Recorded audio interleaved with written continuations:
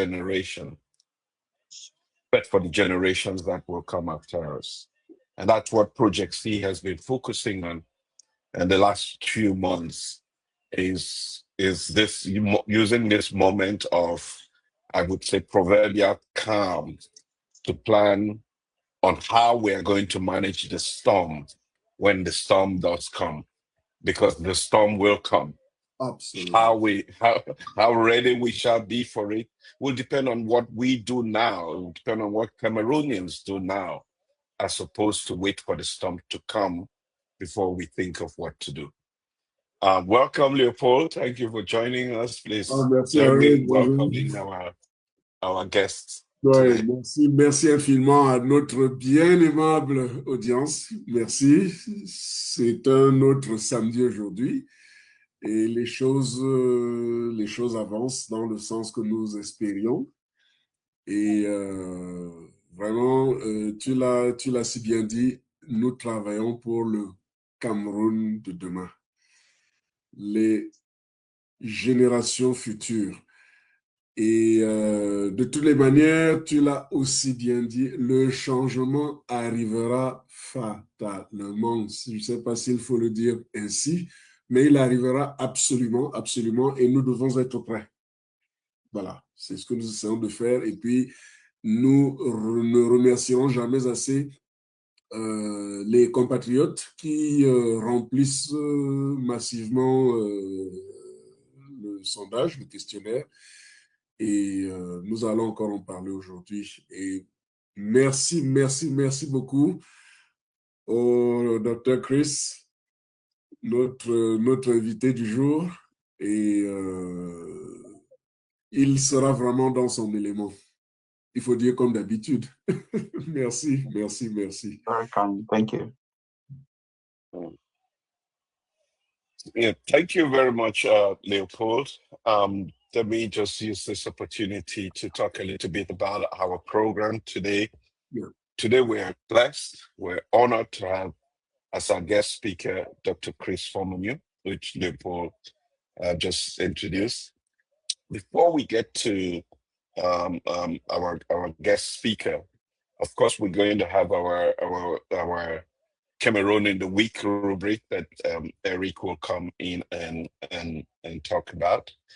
Then we will have an update on the surveys that are going on, the Once and For All survey. We have seen we've crossed one of our major milestones that we had in mind, and the number of people who are taking the surveys. But the surveys continue. We are going to run it right into the first week of August, so we have more people having the opportunity to take the surveys. We have been promoting them in the media in Cameroon. We'll continue to do so that more people, but we'll give you an update of the results as of the 17th of July. And then after that, we'll bring in our guests to talk about this idea of of redefining our nation, and maybe drafting a constitution, and eventually figuring out how that is going to be implemented. But that's our program for the day. Nepal, if you want any Oui, tout à thoughts fait. on the schedule. Tout à fait. Nous allons parler du sondage, les derniers résultats d'il y a quelques jours, ce mois de juillet. Et le sondage continue jusqu'en août, là, première quinzaine d'août, je crois. Et peut-être il faudrait dire aussi que quelques-uns dans les zones rurales auront l'occasion d'être aussi approchés dans le même sens.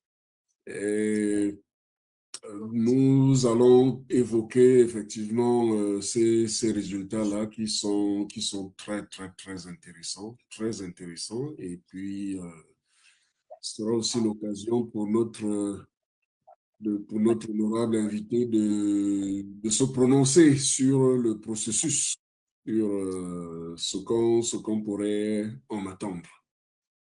Donc, voilà. Okay. At this point, we're going to invite Eric. Please, if you can join us. And everybody knows Mr. Eric Chinge. And we have typically had you come in and really contextualize the work we're doing with events in the news or developments that are taking place in our country, in Africa, and sometimes around the world. Yeah, thanks a lot, Ray, and thanks everyone. Thanks, Paul. Again, it's amazing how the week comes and goes, and things seem to change, but never seem, always seem to remain the same. This week was another repeat in some ways of previous weeks in Cameroon. And, but as I said, the more they change, the more things seem to change, the more they remain the same. And I don't think we are totally, we're in a position to capture the trends. I don't think we are, where things are going in Cameroon, except in one sense. Change will come. And then you got that. Change will come. That's what we're certain about. But beyond that, how it will come, what will be the ultimate trigger, we kind of are guessing, but we have no real sense of what will ultimately trigger that change. But it will come. And this week had a lot of interesting indicators. That's what I want to talk about. The 3-4 important indicators of where things are taking the country and where we might, what the ultimate, when we come out of this tunnel, what are we going to see? The most important, of course, continues to be preoccupation with the singular question, where is Paul Biya? That seems to cloud everything else. The singular question, where is the president of Cameroon? And this question is coming from everybody. It's coming from nationals, it's coming from the diaspora, it's coming from actors. And I'm sure, Dr. Formunyo will make some reference to this when we get there. But it's coming from everywhere. Everyone is concerned. Where's Mr. Biya? What's happening to leadership in Cameroon? Now, we all know he's in Geneva, and in spite of the unwillingness or the inability of his collaborators to tell us what really is going on, we do know that Mr. Biya is not well. We do know that he's been in and out of intensive care, to the extent where some people, we've had reports of a couple of things. One, that he went into a coma. Others said he died. And others said he's just unable to walk because he had knee surgery. So there are all of these rumors. Why is the presidency of Cameroon not speaking up? There's nothing wrong with an old man of 93 being sick. There's nothing wrong. And I think that the leadership of the country has a duty to tell Cameroonians what really is going on. We don't want to wait until the ultimate outcome and then say, oh my God, we should have told you. We should have told you. Mr. Biya is 93. He is not well. And at that point, anything can happen. He can pass on to the next life. Or he may recover and come back home. But I think they owe it to every single Cameroonian to tell us what is happening, because it prepares us for the next phase. We need to prepare ourselves for the next phase. And especially, as we think of Mr. Biya's health, we see what's going on around leadership in the country. There are lots of things happening in Cameroon. this past week, you heard of the accident that happened, you know, the woman who was killed. I mean, there are all kinds of things happening. The reason I'm curious about is because e-books every day. Somebody has their microphones on. Which is your favorite. Okay. So I was saying that lots of things, of course, like in every nation, things happen. But last week, the most important things, I think, are again happened around leadership. And it had to do with the ongoing crisis. We've talked about this before. We talked about the clans that are fighting each other for power. But it seemed to have narrowed down this past week, to just two. What we call the Dimako clan and we call the Nanga clan. In other words, Mr. Baboke on the one hand and Mr. Ngongo on the other. It seems to have now narrowed down to those two, so that they seem to be taking on each other, and the remaining clans or clan, the Beti clan, is watching. So Mr. Mutaze and Frank B and the rest of them are watching. But hey, it's a game I'm inviting you all to watch with pleasure, but also with a lot of attention, a lot of circumspection, because the post-Biya era is playing out. We have to keep our eyes open. It's about the post-Biya era. And the more these people can neutralize each other, the better the chances we have of precisely doing what we are trying to do here, which is help Cameroonians think ahead. That's what we're trying to do here, think ahead. So it's important to see what's going on in the country in the light of the post-Biya era.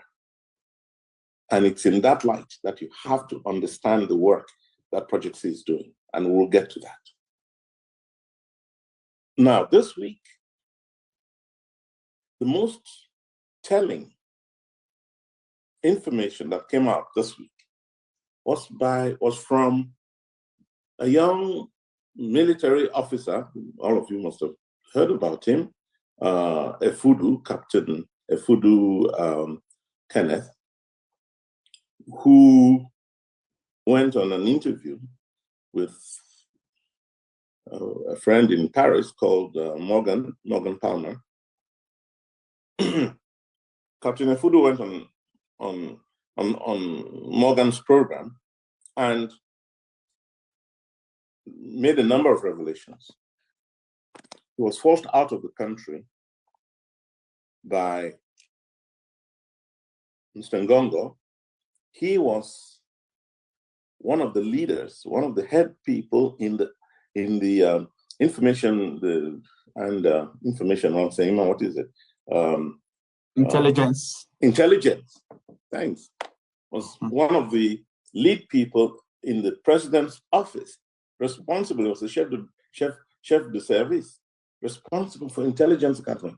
So a key position in the nation.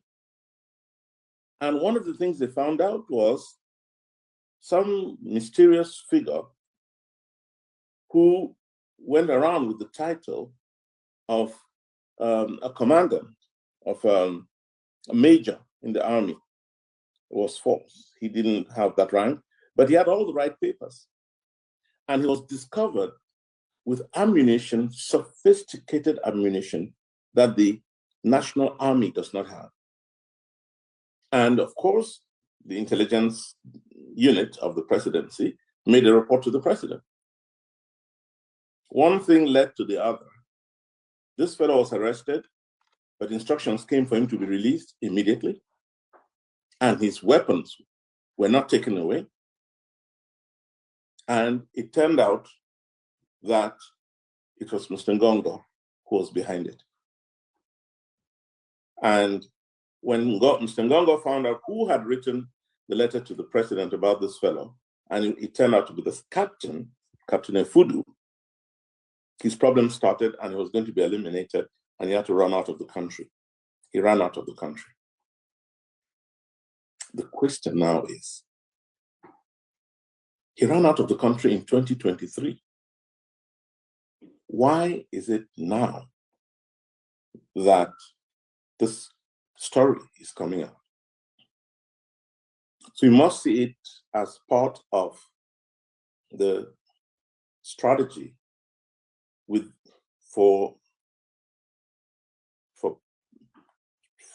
to take power in Cameroon by the clans. So it's part of the fighting between the clans. And if it's coming out now about something Gongo did, and Mr. Efudu, Captain Efudu, came out with a whole series of accusations, he's probably working for the other side, for Baboke. Though he made it very clear that that's not his intent. He's not coming out now because of the ongoing battle. But it's important to understand it from that perspective. I mean, whatever he says. And, strangely enough, a presidential decree came out last month on the 25th, exactly a month ago, dismissing Captain Efudu from the army, along with other people. So all of this is happening at the same time. Of course, Mr. Ngongo is doing everything to dismiss the accusations. He's accused, for example, of having said something about the president to a foreign leader, to one of the ambassadors, actually the ambassador of France, about Mr. Biya being tired, lazy, and absent. Ngongo apparently said this to the ambassador, according to Mr. Efudu. So this is all happening now, and we're waiting to see what the outcome ultimately will be. But it's important for Cameroonians to understand that this is part of some dangerous game that these fellows are playing. And I hope that our civil society will rise up and be ready, because we cannot wait until Mr. Biya goes, because for all we know, he may be gone before you know it. He may be even gone already. So it's important that we be ready if this country is not going to descend into the abyss, into absolute chaos. If you're interested in protecting Cameroon, you should be aware of what these fellows are doing and be ready to stand up and say no. That's, you can investigate Efudu, E-F-O-U-D-O-U. You can investigate that to find out more. He said a lot of things. Or you can check with Morgan Palmer, like Morgan, P-A-L-M-E-R, Palmer. He's Cameroonian, though, in spite of his name. So, you can investigate these things and be aware, because it's going to be important. The last thing I want to point out from this past week is what I would call the Lamberton report, which I think Leopold, you must have dug that out from somewhere, but a very interesting report. And what's the significance of that report? It underscores what we are doing now. Because that report, which was intended for the French government back in the 50s, essentially made the case for decentralization, for federation, to split up the country. And especially, the one reason Lamberton gave in his case was what he called the Bamileke problem in Cameroon. They saw this cohesive group as dangerous to French interests. So he argued for a breakup of the country, which was at the time a colony of France. And what he proposed then, and which was adopted, is precisely what came around decades later to be at the heart of the crisis in the country right now, including what we call the Anglophone crisis. So again, it comes down to what we are trying to do, and that's why I included this in my take of last week. We are trying to lay the basis.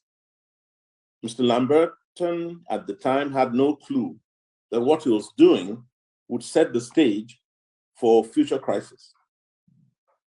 We are saying, no, it's time for Cameroonians not to be driven by, because Lamberton did it because of French interests.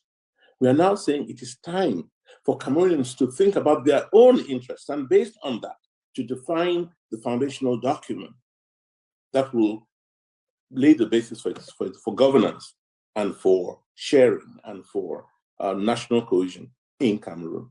So it's time for us to speak up, and based on what we say, what we do, how we think, develop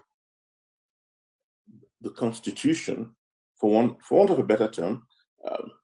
I hesitate using it because as soon as people hear constitution, the back of who are you to write a constitution? No, we are Cameroonians. We're working on this document as Cameroonians. And as you'll hear before the end of this program, a lot has been done, a lot of information has been collected, a lot of intelligence gathered, and it is based on that, based on what Cameroonians think and are saying, that we're going to develop this document for the nation. And then people will have a chance to look at it and look at what we have now. Look at what we propose and what we have now. And Cameroonians will have a chance to say, this is what we want, or this is not what we want. But right now, we don't have a choice. We're living with a document that was not developed for us, essentially. And we've had iterations of that document to respond to the needs of political actors, not of the nation. When the Constitution was changed in 1984 to change that name of the United Republic of Cameroon back to Cameroon, we probably thought it was for us, had nothing to do with us. The pressure for that came from somewhere else. So let's do something for ourselves.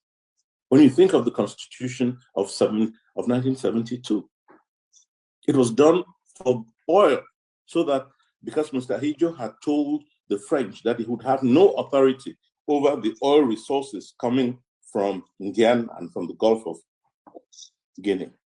And the French said, if that's going to be the case, bring that authority to Yaoundé.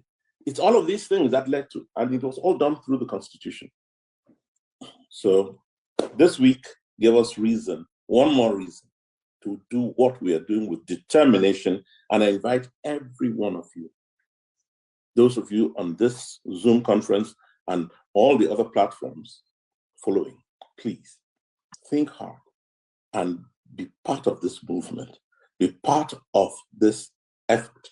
That's what last week tells us. That's what the future is imposing on us. Leopold, I know I've talked too much, but I'll let you just summarize what I said, en français, mon cher frère et ami. Merci. Merci Eric. On va y aller. Au sujet de l'actualité de la semaine au Cameroun, nous savons de toute façon avant cela que le changement arrivera au Cameroun. C'est une certitude. La seule question, c'est comment.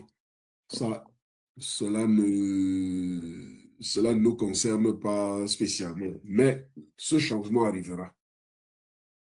Et tu as noté 3-4 indicateurs importants dans l'actualité de la semaine. Et le plus important de ces indicateurs, c'est la question que tous les Camerounais se posent partout dans le monde, c'est où est M. Biya? Où est passé le président Biya? Donc, c'est la question qui préoccupe tout le monde. Et nous savons qu'il n'est pas très en forme en ce moment. Ça, il n'y a vraiment pas de... Et puis il n'y a pas de communication autour de lui. Et qu'il ne soit pas en forme, c'est normal pour un monsieur de 93 ans. C'est tout à fait normal qu'il puisse ne pas avoir la pleine santé. Mais c'est bon que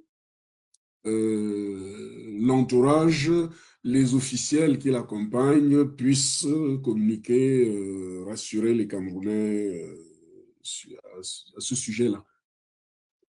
Sinon, ça laisse place à des rumeurs.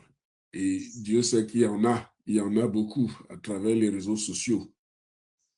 Et ceux qui défendent, ceux qui justifient, ceux qui condamnent, on les lit tous les jours dans les réseaux sociaux. Donc, les responsables ont l'obligation de communiquer pour pouvoir rassurer. Parce que nous le savons tous, tout peut arriver à tout moment. De toutes les manières, quand on voit l'espérance de vie au Cameroun, à ce niveau-là, c'est du bonus pour tout le monde. Tu as aussi parlé du fait que sur la base de ces informations, de ces rumeurs que nous écoutons ça et là, nous avons le devoir à Project de nous préparer pour la suite, de rappeler aux Camerounais que nous devons nous préparer pour la suite. C'est-à-dire que ce qui se passe en ce moment, c'est la crise que nous vivons en ce moment. Nous voyons principalement deux camps qui sont en train de s'affronter, vraiment sans merci, et puis les autres camps observent. Et ce qui est en jeu, en fait, cette bataille, c'est l'après-Biya. Et le travail de Project C en ce moment est justement, fait l'effet d'apporter des éléments de réponse, d'apporter d'aider vraiment l'opinion à se préparer à cela. Puis, tu as aussi rappelé une actualité très communiquée en ce moment. On le voit maintenant dans tous les réseaux sociaux. C'est l'interview accordée au journaliste Morgan Palmer par le capitaine Ifoudou, qui, quand il était en activité, il est aujourd'hui en exil, apparemment depuis 3 ans à peu près. Quand il était encore en fonction ici au Cameroun, il était chef de service des renseignements à la présidence là-bas. Et il a principalement relaté un fait. Il y a 3 ans, on se souvient, on avait parlé de ça, un monsieur, un Camerounais, qui a été intercepté et on lui a donné l'autorisation de rentrer au pays avec des armes sophistiquées qui ne figurent même pas dans les dotations de nos forces de défense et de sécurité. Il passait pour un commandant, un chef d'escadron de la gendarmerie, c'est-à-dire un commandant de l'armée, et renseignement pris par le jeune capitaine Ifoudou, il était plutôt un servant de la Légion étrangère en France, qui a fait un certain nombre de missions à l'étranger, en Irak et tout ça. Et donc, il est arrivé au Cameroun, selon le capitaine, avec l'appui du ministre de l'administration territoriale. Et le rapport que ce capitaine a fait au président a provoqué un certain nombre de vagues. Il indexe principalement le ministre Ngongo, qui serait contre lui, qui aurait décidé d'en finir avec lui, ce qui a favorisé donc son exil il y a 3 ans. Cette personne du nom d'un certain Mohamedou, on avait ordonné qu'il soit libéré, mais l'armement qu'il avait ramené au Cameroun ne lui a pas été remis. Donc, il a été saisi. Alors, il est donc, tout cela rappelle qu'il est important que les Camerounais soient prêts pour l'après M. Biya. Parce que pourquoi est-ce que ça pose un certain nombre de questions? Et déjà, il faudrait rappeler que cet élément diffusé par Morgan Palmer, ils l'ont dit, c'était un premier élément d'une série. Donc, ça veut dire que ce capitaine devra encore certainement parler. Et la question, c'est pourquoi maintenant? Il y a des documents qui ont aussi circulé sur sa révocation du corps de la gendarmerie qui aurait eu lieu en 2024 et ce n'est qu'en 2026 que ce document a été rendu public. Alors pourquoi maintenant? Donc une certaine opinion estime que c'est le camp Baboké qui sera en train de réagir contre le camp Ngongor. Mais à cela ne tienne, nous devons rester vigilants, extrêmement vigilants sur ce qui se passe. Donc, il est important d'être prêt parce que tout peut arriver. Et ce capitaine a aussi, par ailleurs, révélé que le ministre Ngongor aurait dit informer l'ambassadeur de France sur l'état du président Biya qui ne serait pas bon et autres. Donc, puis Eric a terminé avec l'élément qui a été diffusé, tiré du document du colonel Jean Lamberton, un colonel français qui était en poste au Cameroun à l'époque où nous étions encore sous protectorat de la France, qui avait fait un rapport qui était paru dans la revue de la Défense nationale en France en mars 1960. Ce document avait été particulièrement marquant parce qu'il interpellait les autorités françaises sur la situation du Cameroun au lendemain donc de l'indépendance. Et c'est l'homme qui avait dit que le Cameroun prend son indépendance avec un caillou dans sa chaussure, c'est le peuple babiliqué. Et il avait fait un certain nombre d'analyses qui, aujourd'hui, débouchent sur la crise dite anglophone, parce que Lamberton n'était pas du tout d'accord qu'on accorde une certaine autonomie aux régions. Et cela pose effectivement un problème que nous souhaitons résoudre à travers le travail que nous sommes en train de faire en ce moment sur le Cameroun de demain, le nouveau Cameroun que nous souhaitons. Ça pose effectivement un problème de la forme de l'État. Et les Camerounais se prononcent de façon claire dans ce sens-là à travers le sondage que nous faisons. On se rappelle que c'est toujours lié à la forme de l'État. Et puis, à Project C, on a fait des travaux à ce sujet qui ont été diffusés il y a quelques semaines sur les comparaisons des constitutions de 1961, 1972, 1996. Et on rappelle que c'est en 1984 que le Cameroun a changé de nom et passé de la République fédérale à la République unie. La République unie à la République du Cameroun. Et en 1972, on est passé de la République fédérale à la République unie. Et ça, c'était parce que suite à la découverte du pétrole dans la zone du nord-ouest-sud-ouest, principalement dans la zone du sud-ouest, les Français estimaient qu'il fallait absolument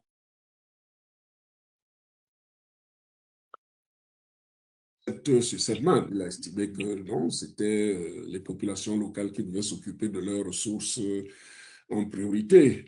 Et instruction a donc été donnée de changer la forme de l'État pour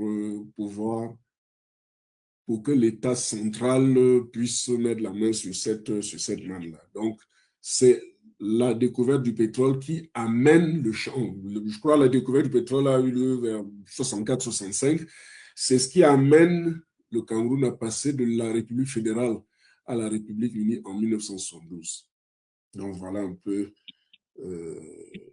Mais toute cette actualité, comme tu l'as dit, Eric, ça ne fait que renforcer notre détermination à faire le travail que nous avons engagé et qui est absolument prometteur. Et c'est très motivant pour nous tous, pour toute l'équipe. Donc voilà un peu. Merci, Hélène. J'aimerais ajouter un élément, surtout pour nos frères et sœurs francophones. Oui. Le fait que c'est en 84 que le mot Ambazonie est sorti. Très bien. En 84, quand M. Biya a changé la constitution pour revenir, n'est-ce pas, à la République du Cameroun, qui existait déjà depuis 60. Avant la République fédérale en 1960. Dès qu'il a fait ça, pas par référendum, hein, c'est par décret présidentiel pratiquement, où il a changé la constitution, quelques leaders anglophones se sont dit, ah mais tiens, le monsieur a décidé donc de quitter la République unie du Cameroun et de rentrer en arrière. Quand ce pays s'appelait République du Cameroun, une partie de ce pays. Donc, pour eux, M. Biya a décidé de couper la partie Cameroun orientale de la République unie du Cameroun. Et pour eux, donc, ils se sont dit, ah, rien ne nous reste, on va créer dans notre République qu'on va appeler l'Ambazonie. C'est pour ça qu'il faut que les gens comprennent d'où est venu, n'est-ce pas, les soi-disant Ambazoniens aujourd'hui. C'était grâce à cet acte du président. Et c'est pour ça qu'il faut corriger tout ça dans la Constitution une fois pour toutes. Absolument. Et juste une petite note d'humour à ce sujet-là. Quand nous étions au lycée, 72, lorsqu'on est passé de la République fédérale à la République unie, on rigolait un peu en disant que les gens n'avaient pas de choix. Ils n'avaient qu'à choisir qu'entre oui et yes pour quitter l'État fédéral. Donc voilà, d'où le plébiscite. Bref, nous devons very much helping us with that translation. And Eric, thank you for sharing with us the contextualizing why it's necessary and important for us to do this work. We have been working on the surveys, the once and for all survey, once and for all, because it's important for us to resolve these outstanding issues that has led to a lot of loss of life and property and displacement and thousands of people having to leave out of the country because of all of this foundational and structural challenges in our country, that we cannot just continue to live with them without finding a sustainable solution to these challenges. And to do that, we have to essentially abandon what the challenges of the past and build the future, having learned what we have learned for 65 years. We need to be able to build a future that is different, that is prosperous, that will complete for once and for all this whole project called Cameroon. That's what we've been trying to do. And we thank everybody that has been taking the surveys. If you are just joining us, I have put the links for the surveys, and I'll drop it again. This link for the survey in English, and I'll put the one for the survey in French. If you are just joining us, please take the survey. It will take 3 to 5 minutes on your phone, and you can do it only once. Share it with others. The more people yes. Yes. The survey is anonymous. We wouldn't know who took the survey, but if you are joining us and you haven't taken it, please do well to take the survey and share the links with others. Let me also thank those of you that are joining us on other platforms, and Mimi for Facebook and YouTube, on Rebecca malgré les quelques soucis qu'on veut lui créer. Yes. With all challenges created by this regime. Thank you for joining us, and please continue to share the survey links. If you haven't taken it, please make sure you take it. At this point, we're going to give you an update on the survey results. And what we have done is taken the data and leveraged AI, and it's helped us get some results that we are seeing that are fascinating, that we really want to share with you today. I think we will start with the English, and then we will go to the French one. So let me begin with the results in English, an analysis of those results by way of video.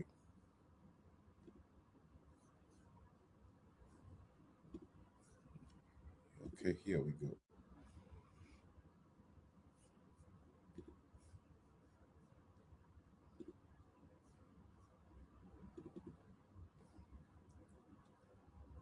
Okay. Hey, Focus Learners, welcome back. I am so thrilled to have you here for this explainer.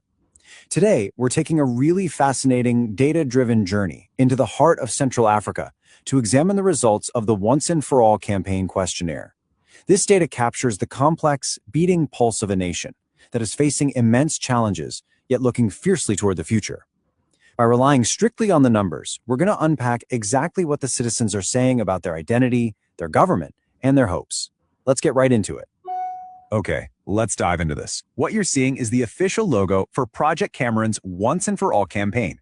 Now, just to set the stage, everything we're discussing today is drawn directly and exclusively from the data gathered during this specific campaign, which ran from July 18th to July 24th, 2026. So this isn't hearsay or speculation. This is a direct reflection of the respondents' voices captured during that crucial 7-day window. We've got a lot of ground to cover, so here's our roadmap. First up, who took the survey? Second, identity versus inequality. Third, a crisis of trust. Fourth, the Anglophone crisis. And finally, visions for the future. Section 1. Who took the survey? Demographics of the respondents. So right out of the gate, you need to know that these respondents skew heavily young. I mean, nearly half of them, 46.3% to be exact, fall right into the 18 to 35 age bracket. The rest, they're split perfectly down the middle, with 26.9% age 36 to 55 and another 26.9% over the age of 55. This youthful majority is absolutely crucial context to keep in the back of your mind as we unpack their demands for reform a bit later on. Now, looking at the gender split, there is a pretty significant disparity here. A substantial majority, just over 70%, identify as male, while roughly 30% identify as female. It's a really important data point to remember when we think about how all these perspectives are aggregating. So the crucial point is understanding exactly where these voices are coming from. Geographically, they're highly concentrated in the Southwest and Northwest regions, but we're also seeing a really strong 19.2% showing from the diaspora. As for their day jobs, this data set is heavily driven by students and private sector workers. Together, they actually make up over half the respondents. All right, Section 2, Identity versus Inequality, the central paradox. We have to start with a foundational baseline. Despite all the systemic challenges we're going to talk about, a clear majority of respondents, 56.8%, say yes, they feel proud to be Cameroonian. So right away, that establishes that there's this deeply rooted core sense of national identity and pride running through this group. Now, what's really interesting about this slide is the sheer collision of ideals versus reality. On one hand, you've got this massive, almost unanimous desire for cultural protection. Literally, 98% of people say it's critical for the Constitution to protect all languages and cultures. But then you juxtapose that with the grim reality on the ground. Almost 85% state that right now, ethnic groups are absolutely not treated equally in Cameroon. It's a massive glaring gap between what people desperately want their country to be and what they actually experience day to day. Which, of course, naturally leads us to ask the exact same question the survey asked its respondents. Do you trust public institutions? We're talking the government, parliament, the courts. Knowing that massive gap between ideals and reality we just saw, how do you think they answered? That brings us to Section 3, a crisis of trust, governance and corruption. Well, when asked if they trust public institutions, a staggering 87.7% outright said no. I mean, wow, that is not just a slight majority, right? That is an overwhelming, undeniable consensus of distrust aimed squarely at the government, the parliament, and the courts. And when we start digging into why that distrust exists, the data tells a pretty stark story. An almost universal 97.5% of respondents state that corruption has directly affected them or their community. That is wild. It's basically a universal lived experience for the people taking the survey. And because of that, a similarly massive 94% believe there should be stronger punishments for corruption. And this brilliantly illustrates how the respondents actually prioritize these crises. If I asked you to guess the single biggest challenge facing Cameroon today, you might immediately think, oh, it's corruption, or maybe conflict. But actually, no. More than half the respondents, 55%, pinpoint poor leadership as the ultimate root challenge. Corruption comes in second at 19.5%, and conflict or division is down at 8.9%. They clearly see leadership as the primary bottleneck holding everything else back. Because they view poor leadership as the central issue, you see their views on power distribution highly fragmenting away from the executive branch. Get this, only 13.5% believe the president should hold the most power in the country. Instead, the vast majority want a serious decentralization of authority. You've got 38.1% wanting power to be shared equally, and another 26.4% saying Parliament should be the one holding the reins. Moving on to Section 4, the Anglophone crisis, searching for national cohesion. Here, the data reveals a massive, undeniable demand for a peaceful, structural resolution. Almost 82% explicitly say dialogue is the best way to resolve the crisis. But they want to move beyond just talking. There is near unanimous agreement on structural equality. 94% want all regions to have an equal say in national matters, and over 96% are demanding the Constitution absolutely guarantee equal rights for Anglophones and Francophones.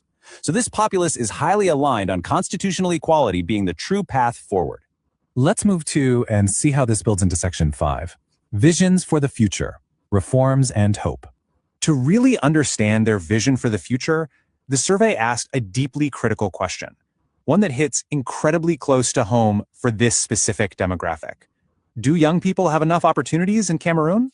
The answer? A resounding, absolute no. Nearly 90% of respondents state that youth do not have enough opportunities. And honestly, that makes total sense and carries profound weight when you remember what we talked about earlier. Almost half of the people taking this survey are under 35. They're literally speaking directly to their own lack of current prospects. But, here's where the optimism really shines through. Despite that lack of current opportunity, when they were asked what gives you hope for Cameroon's future, they didn't point to outside help. Almost 46% find their greatest hope in the prospect of new leaders. And the second highest source of hope, coming in at 20.1%, is simply the youth themselves. They're placing their faith squarely and completely in a new generation stepping up to the plate.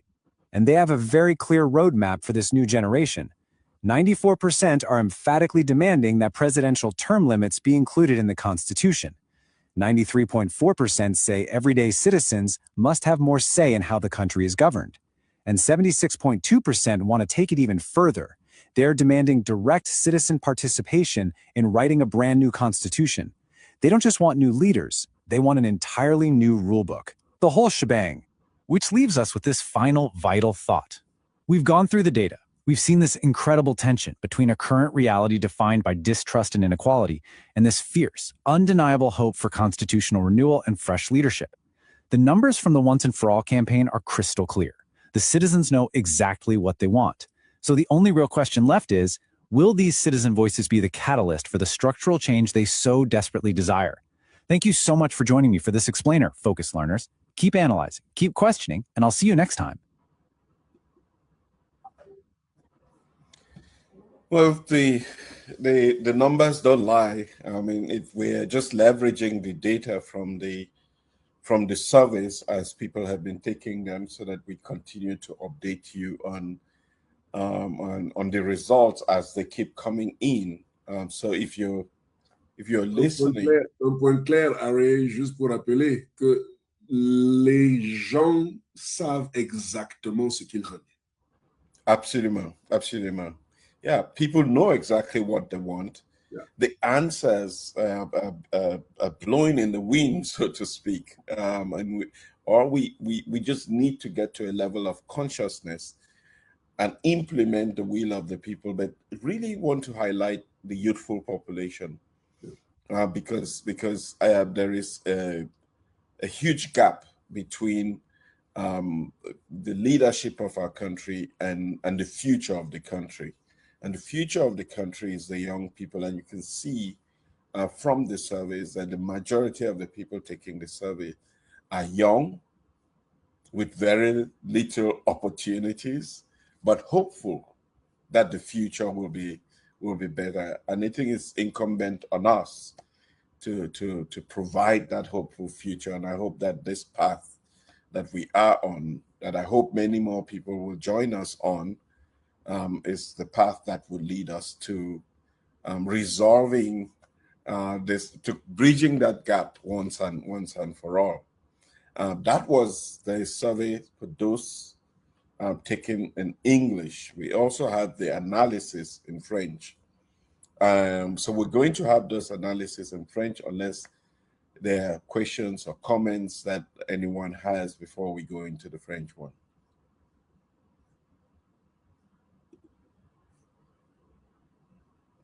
Okay. Let me do this. And here we go. Salut tout le monde et bienvenue dans ce décryptage de l'enquête de juillet 2026 intitulée « Une bonne fois pour toutes ». Aujourd'hui, on plonge tête la première dans les données brutes directement issues du terrain pour vraiment écouter la voix du peuple camerounais. Attention, le but ici, c'est de rester 100% objectif. On va juste laisser parler les chiffres. Et quels chiffres ? Rien que la perception de 88% des citoyens camerounais face aux institutions publiques et aux élections équitables, waouh, c'est une sacrée claque. On a là une vraie radiographie de l'opinion publique actuelle et on va décortiquer tout ça ensemble. C'est parti. Au programme aujourd'hui, on a 5 grandes étapes. D'abord, le profil des répondants. Ensuite, la méfiance envers les institutions. En 3, on parlera du fléau de la corruption, suivi des exigences envers le pouvoir exécutif, pour enfin terminer sur l'avenir constitutionnel.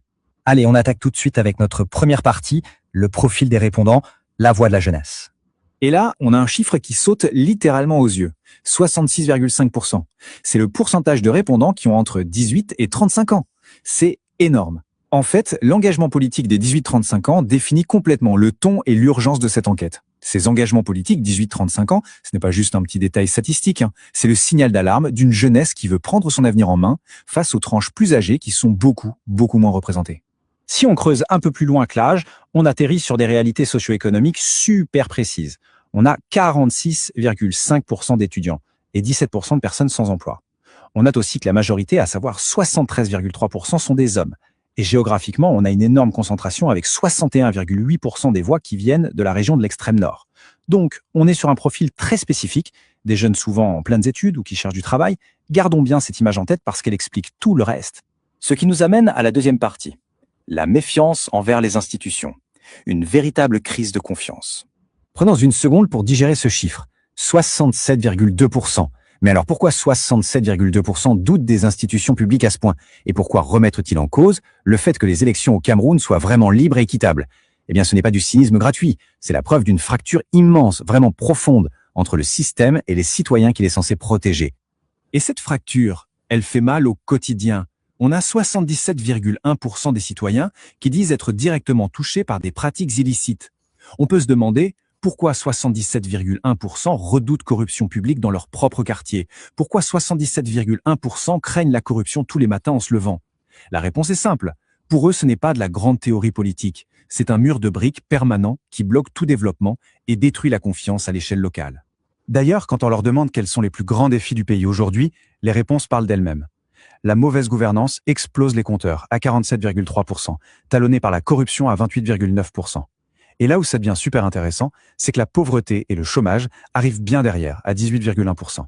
En gros, l'opinion publique ne voit pas la misère comme une simple fatalité tombée du ciel, non, c'est perçu comme la conséquence directe d'une gouvernance défaillante. Le problème à la racine, c'est le système. Allez, on passe à la troisième partie, le fléau de la corruption et surtout l'exigence de responsabilité. Et là, l'unanimité est juste dingue. On parle d'un raz-de-marée de 94,5% qui exige des sanctions beaucoup plus sévères contre la corruption. Ce n'est pas juste réclamer des amendes, avec 94,5% d'appui constitutionnel sur la gestion du pouvoir public et la confiance publique, c'est une volonté pure et dure de tout nettoyer. C'est un appel massif pour la tolérance zéro. Ce qui nous fait glisser naturellement vers la quatrième partie, les exigences du pouvoir exécutif pour rééquilibrer la balance. Quand on pose la question « Qui devrait contrôler l'action des agents publics ?», le contraste est fou. Le Parlement, l'acteur traditionnel, finit bon dernier, à la 3e place avec 26,2%. À l'inverse, on voit poindre un double besoin très clair de la part des citoyens. D'un côté, on comprend la nécessité des mandats présidentiels limités pour encadrer l'exécutif, et de l'autre, on a carrément 37,1% des citoyens qui exigent des tribunaux plus indépendants pour faire ce contrôle. Et 31,4% veulent même des comités de citoyens. Bref, c'est un désaveu total des circuits politiques habituels. Et si on parle de décentralisation, regardez à quel point le gâteau est coupé en parts égales. Le Parlement, le président, le pouvoir partagé et les collectivités locales, tout le monde est au coude à coude autour de 25%. Les réformes du pouvoir exécutif et les attentes démocratiques des citoyens vont vraiment dans un seul sens, le rejet catégorique d'un pouvoir hyper centralisé. On ne veut plus d'un seul homme fort, on veut des contre-pouvoirs absolus. Ce qui nous mène à notre toute dernière partie, la numéro 5, l'avenir constitutionnel, ou plutôt une nouvelle vision démocratique. S'il y a un seul chiffre à retenir pour comprendre l'avenir du pays, c'est bien celui-là. 88,3% affirment qu'une limite des mandats présidentiels doit absolument être gravée dans le marbre de la Constitution. Mais pourquoi 88,3% veulent cette limitation avec autant d'insistance? Eh bien, parce que c'est vu comme la garantie ultime contre la confiscation du pouvoir, la fondation même sur laquelle rebâtir une vraie démocratie. Et attention, vouloir réformer, ce n'est pas vouloir diviser. Au contraire, les chiffres sur la cohésion nationale sont spectaculaires. On a 92,6% qui croient dur comme fer que le dialogue est la seule issue à la crise anglophone, 93% qui exigent que toutes les régions aient voix au chapitre, et 91,5% qui veulent que la Constitution garantisse noir sur blanc l'égalité entre anglophones et francophones. C'est un cri du cœur pour l'unité. Mais le plus beau là-dedans, c'est la méthode. 73,8% des sondés ne veulent pas juste qu'on leur ponde un texte, ils veulent carrément l'écrire eux-mêmes. Et c'est exactement pour ça, pour répondre à la question de savoir pourquoi 94,5% veulent une réforme constitutionnelle profonde et totale, parce qu'ils veulent en être les architectes, les bâtisseurs. Les décisions prises à huis clos, dans des bureaux feutrés, c'est terminé. Alors oui, le tableau peut sembler sombre avec toute cette méfiance, mais l'espoir est toujours là. C'est dingue, non? Au milieu de la crise, 39,7% des gens trouvent de la force en croyant à l'émergence de nouveaux leaders, et 30,4% font carrément confiance au pouvoir de la jeunesse elle-même. Finalement, la bouée de sauvetage, c'est cette nouvelle génération prête à tout bousculer. Ce qui nous amène à la question à 1 million. On a là les preuves indéniables d'une population hyper engagée, ultra lucide sur la corruption et prête à tout pour limiter les abus, avec des tribunaux indépendants. Le constat est fait, les exigences sont sur la table, claires comme de l'eau de roche. Alors, face à ce mur de statistiques et cette soif de renouveau démocratique, comment le système actuel va-t-il bien pouvoir y répondre? Le message est passé, affaire à suivre.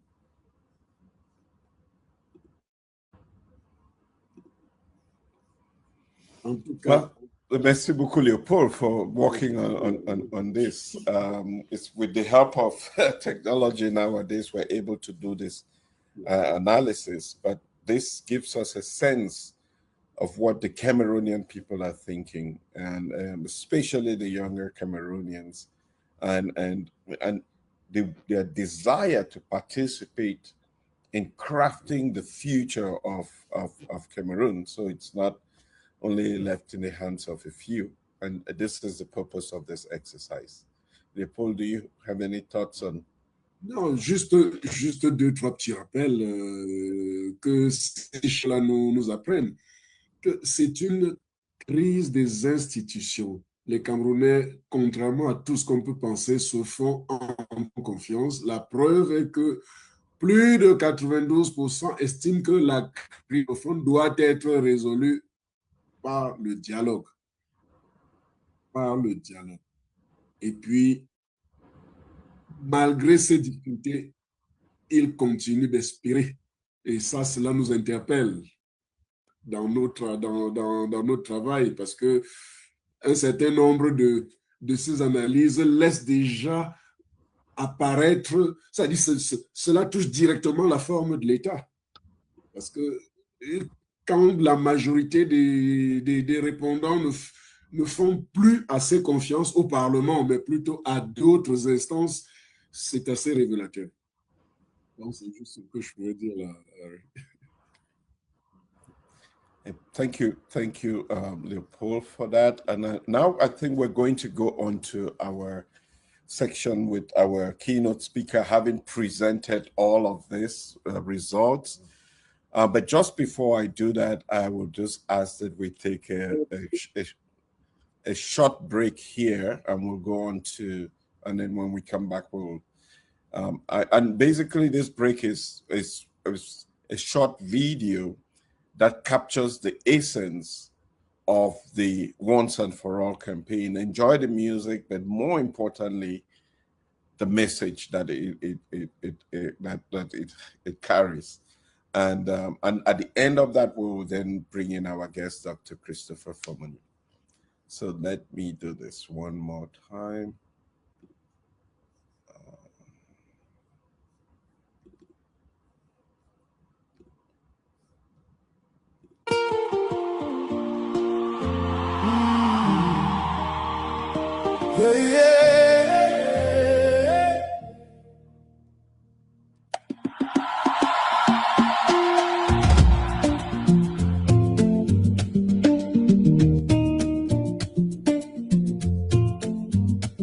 For decades, Cameroonians have watched us hope slip through our fingers.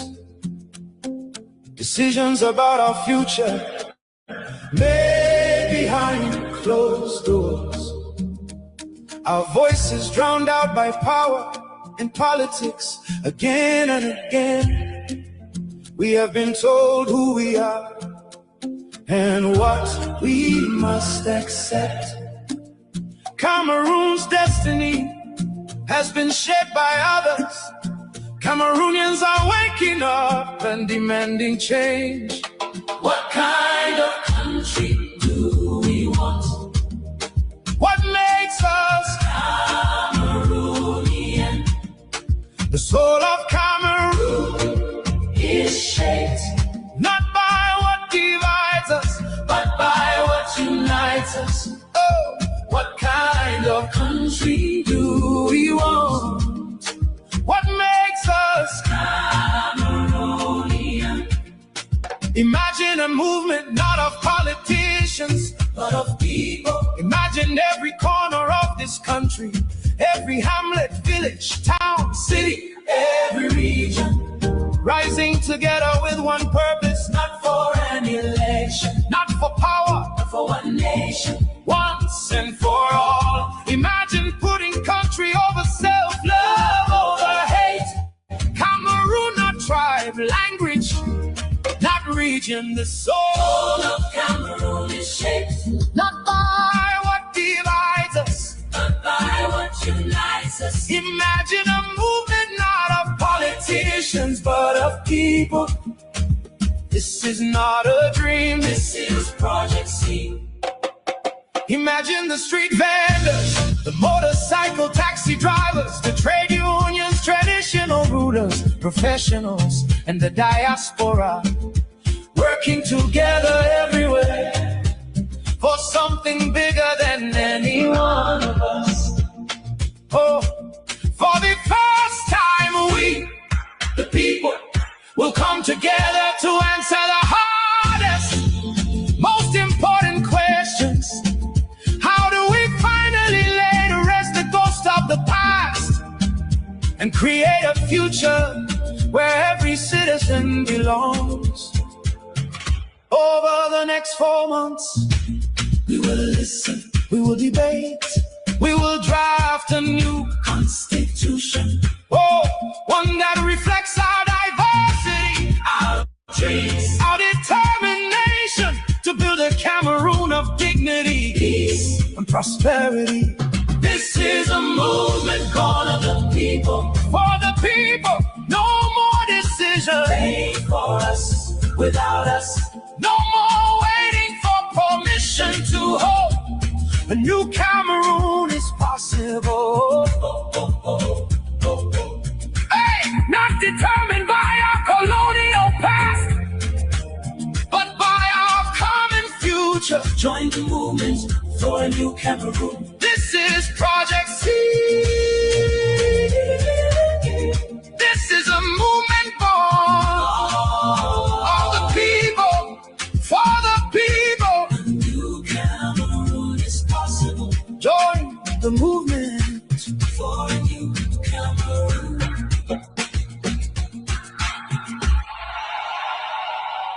Join the movement for a new Cameroonian.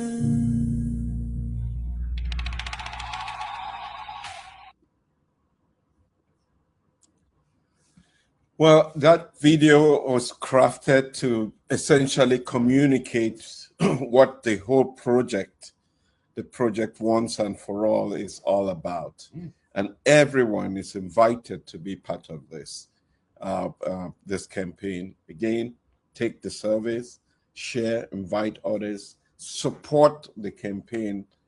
It takes resources on the ground. It takes resources to communicate around this campaign. We're trying to reach all 360 subdivisions of Cameroon. We're ensuring that people in remote parts of the country are taking part in this survey. We're keeping it anonymous so that nobody feels targeted by the survey. So please take the survey and please support the campaign. You can go to projectcameroon.com to make a donation, and it will help us communicate even more effectively. But thank you to everyone that has taken the survey. You're lending your voice to the movement.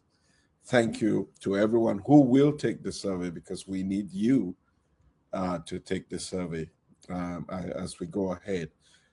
In the next few weeks, we're planning to form partnerships with traditional media in Cameroon and also work with some social media platforms to try to reach as many people as possible.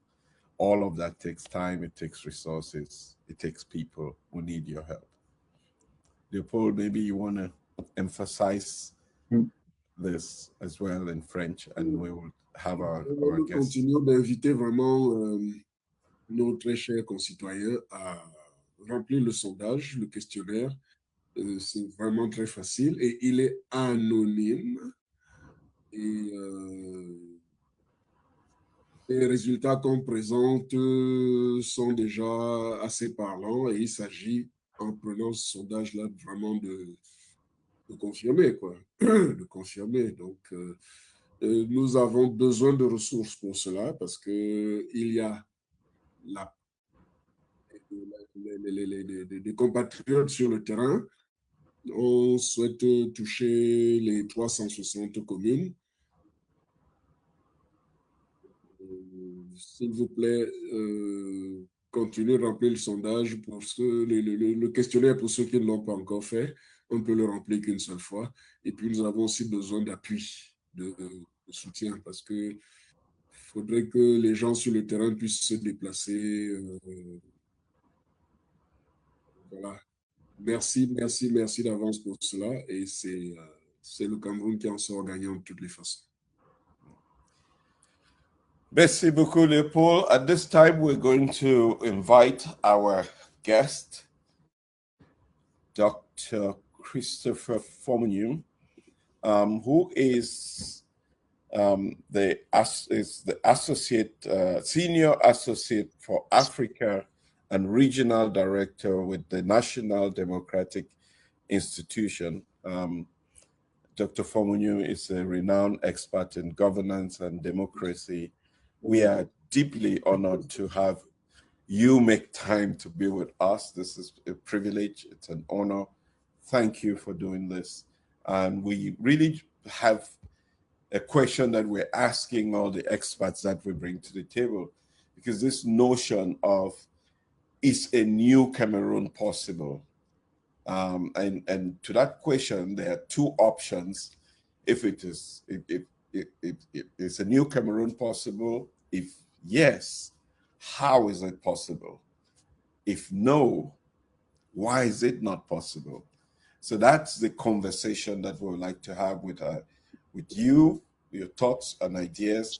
And then after that, we'll have questions from our audience over this subject of whether a new Cameroon is possible.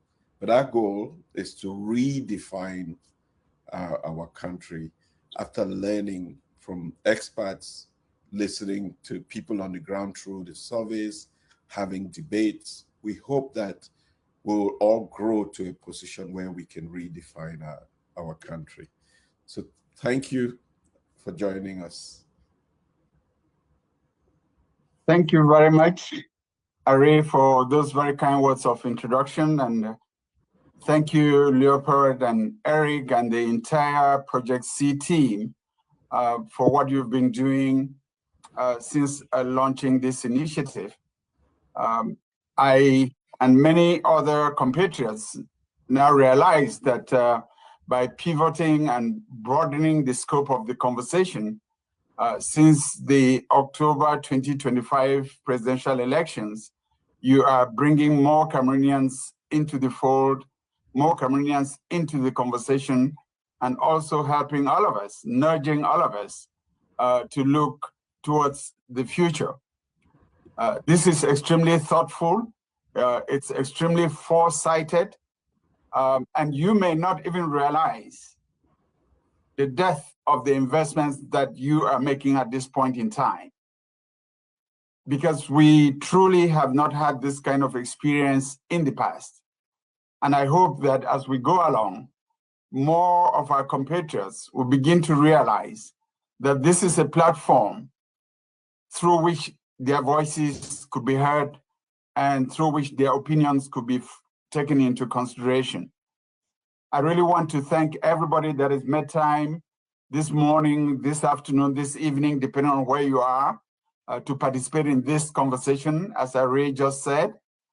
I also want to thank other Cameroonians, other patriotic Cameroonians who are providing their platforms and making their platforms available to amplify the messaging such that it could get into our brothers and sisters across the country and across the globe. To come directly to the question at hand, my response, to be categorical, is a definitive yes. A new nation is possible. A new nation is necessary. And I would say a new nation is indispensable. As lawyers would say, a new nation is the condition sine qua non of our future existence as a nation state. If we don't make that effort to bring about a new Cameroon,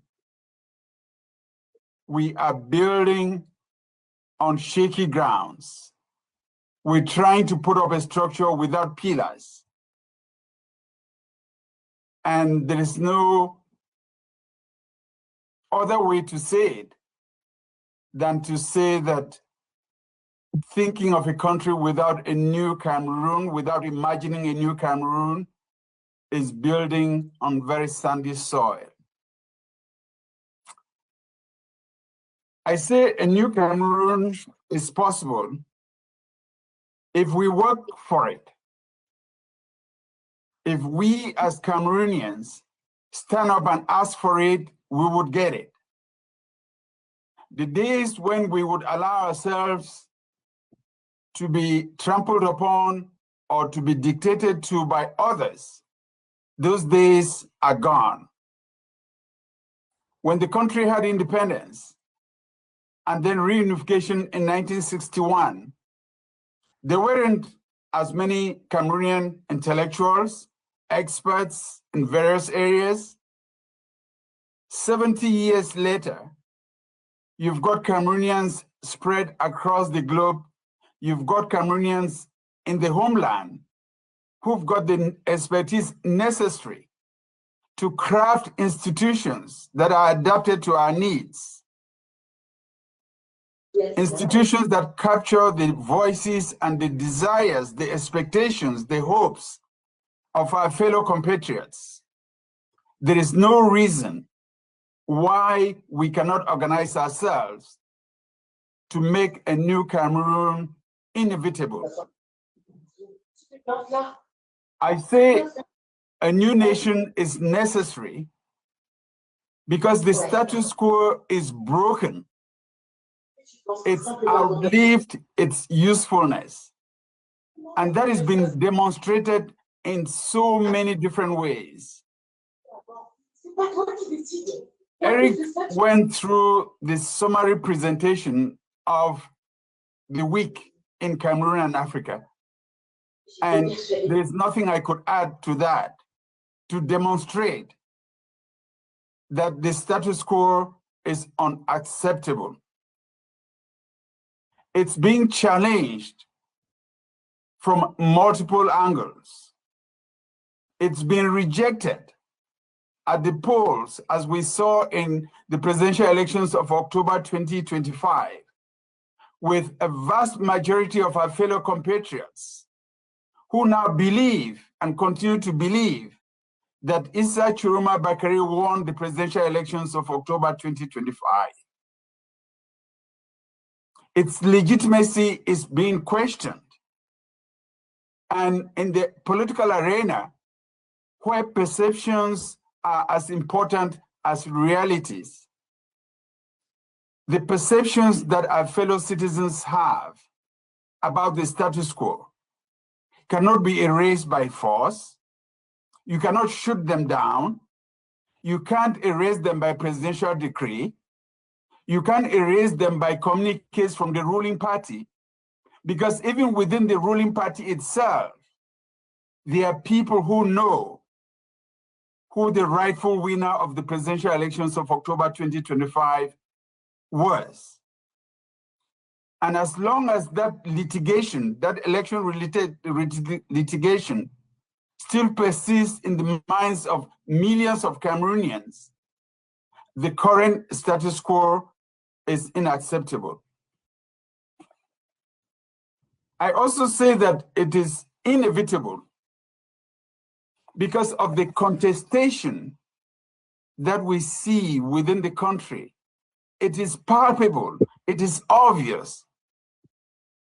The Northwest and the Southwest regions are an unfortunate illustration of the degree of frustration that our fellow citizens demonstrate or show with the current status quo. It's now 10 years, a full decade. Tens of thousands of people have died. Civilians, people in uniform. Villages have been erased from the map of the country, from the map of the world. Close to 1 million people are internally displaced and therefore out of their traditional areas of habitation. Close to 100,000 are refugees in Nigeria and other parts of the country, and a majority, and other parts of the continent, and a majority of these persons have disconnected themselves from the status quo. They no longer belong. They no longer identify. Just look at what is happening in the what we call the grand northern part of the country, the 3 northern regions of the country, the level of despair and hopelessness, the level of unemployment of young people. And just this week, there were demonstrations in Kuseri, and two people got shot. 2 people died because of their expressions of the frustrations that they feel, and the fact that somewhere they feel the disconnect from the present status quo with the legitimacy that should come to any government that governs. I don't even need to go into the capital with all the intrigues that we're now seeing and that Eric and Array and Leopold talked about at the beginning of the program, where there is so much uncertainty about what is authentic and what is not, about who is governing the country and who is giving instructions, and so much debate about the fact that people with no mandate, with no elective position, with no position in the line of succession of the country, are today pulling the strings to determine the well-being of over 30 million Cameroonians.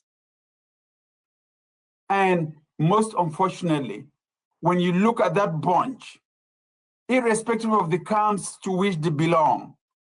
There is not a visionary leader in there. There is not a leader in there that has shown their mettle in how they've governed or how they've contributed to the governance of the country.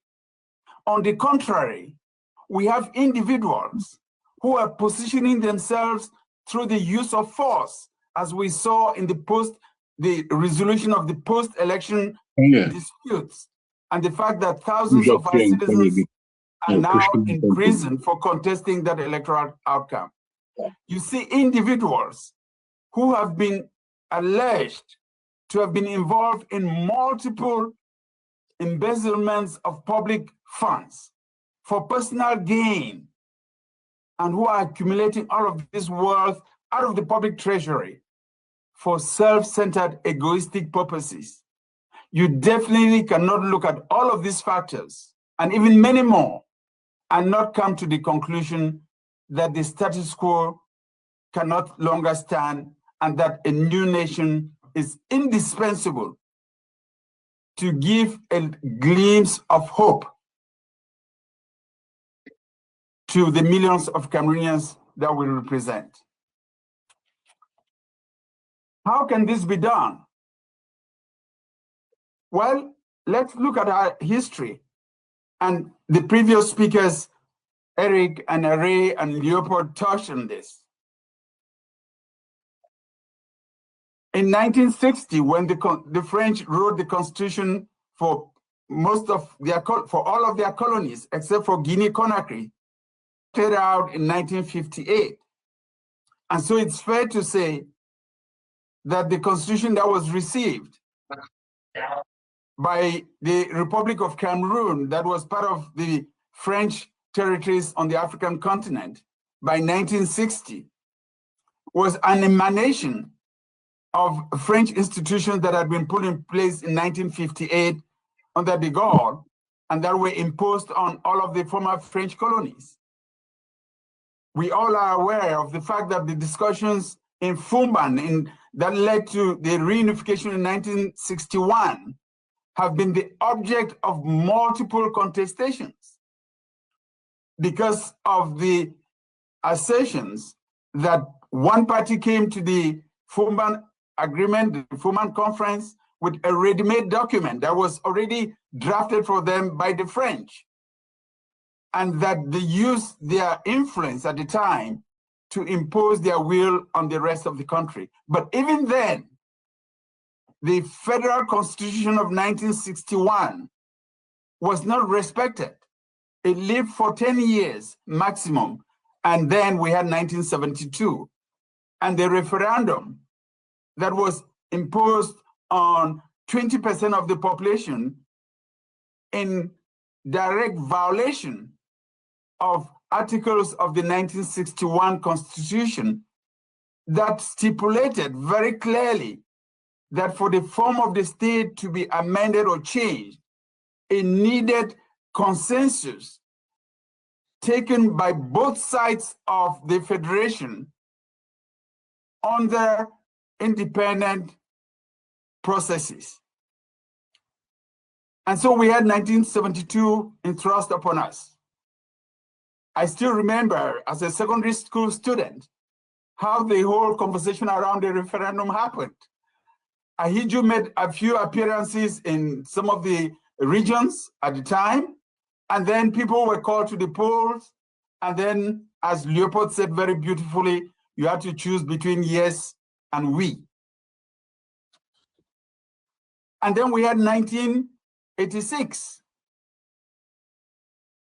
The Constitution, then we had 1984, the presidential decree through which one individual single-handedly changed the configuration of the state. And that has led to the very negative consequences that we now face with today. As many African countries began the transition to democratic governance in the 90s, we had the Constitutional Review of 1996, which was a few political elites who got together and couldn't even develop consensus amongst themselves because some of the propositions that were being put on the table were rejected offhand. And yet, what came out of the 1996 Constitution till this date, 30 years later, not everything has been implemented. We still have people go into public office without declaring their net worth. Provisions of that Constitution have not been fully implemented 30 years later. And then we had the sham process of 2028, as 2008, when a very cardinal provision of that Constitution with regards to presidential term limits was amended. Cameroonians died for that in Douala, in Yaoundé, and in other cities of the country. But the amendment was still imposed on us. And that provision on presidential term limits, which would have laid the foundation for peaceful alternation of political power, was squashed. And now we have someone who wants to be president for life after having been in power for 44 years. And then a few weeks ago, overnight, on a Good Friday, which is a public holiday, the National Assembly was called in, and an amendment to the Constitution was rammed down their throats. They basically rubber-stamped it. And that amendment today has put our country in an impasse. Whether we admit it or not, Cameroon today is in an impasse. Because legally, the constitutional framework that existed before 2026 that allowed for the president of the Senate to be an interim president in case of need and to hold national elections within 120 days has been dismantled. The new setup that allows one individual to appoint whoever he wants, whatever their background, whatever their qualifications, whatever their personal affiliation with him, into the position of a vice president, with the possibility that this one individual could become the president of Cameroon for more than 6 years, if they wanted, with no mandate from the people, is unacceptable. Besides, the vast majority of Cameroonians today believe that Paul Biya is no longer physically or intellectually in a state of mind to sign a presidential decree appointing someone as important as a vice president. We are truly at an impasse. And if we do not invest in thinking about the future and preparing ourselves to be part of that future in a very substantive manner, we would have lost the opportunity to have the pillars for a viable nation state. And that's why I say very categorically that a new nation state, a new Cameroon is indispensable. And I sincerely thank Project C for initiating this conversation. I hope that the millions of other Cameroonians can join in this conversation, because when you look at the African continent, and even though democratic governance and democracy are in decline today, we have had a period of 3 decades, over 30 years, in which democracy has thrived, in which former one-party rules, one-party regimes collapsed and opened the way for political pluralism, in which military regimes were sent back to the barracks. In fact, for the younger generation in our midst and in this conversation, prior to 1990, there were only 4 countries on the African continent, only 4 countries that accepted multipartyism, that allowed political parties to form, or civil society organizations to organize themselves, that even accepted independent media. And the 4 African countries were Senegal, the Gambia, Botswana, and Mauritius. Even mighty South Africa was still under the apartheid regime. Nigeria was still under military rule. And the rest of the continent, the rest of the 50 countries on the African continent were either military regimes or one-party regimes. And so, because of that third wave of democratization that began with the independence of Namibia, and then the whole process of national conferences, we have been able to enjoy a period of relative democratic governance. And we have seen how civil society has become vibrant, how young Africans have stepped forward and had their voices heard, how independent media has emerged just in the past 30 years, in the past 3 decades. We have seen the benefits, even if today we also feel some headwinds and some backsliding. One of the lessons to draw from that experience is that the countries that went through a people-driven process, you can call them national conferences or other forms of consultations, that had open, inclusive, consultative processes to rewrite their constitutions, are the countries that rode that wave of democratization the longest.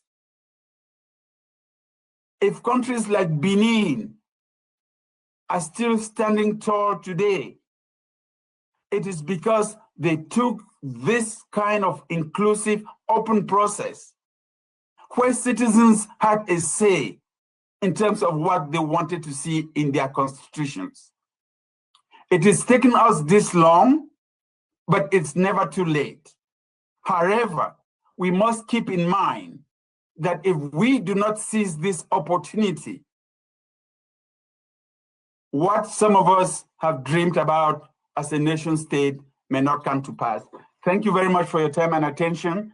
I really did say this is meant to be a conversation. I look forward to responding to each and every one of your questions. I really appreciate the fact that you all made the time to join us today. And I look forward to a meaningful and substantive conversation, being very comfortable myself in letting everyone know that I took the time to fill the survey. My responses are in the feedback that you so eloquently, with support from AI, summarized for us, which really match where I think the majority of Cameroonians are today. Thank you very much for your time and attention, and I look forward to your questions. Well, thank you. This has been brilliant.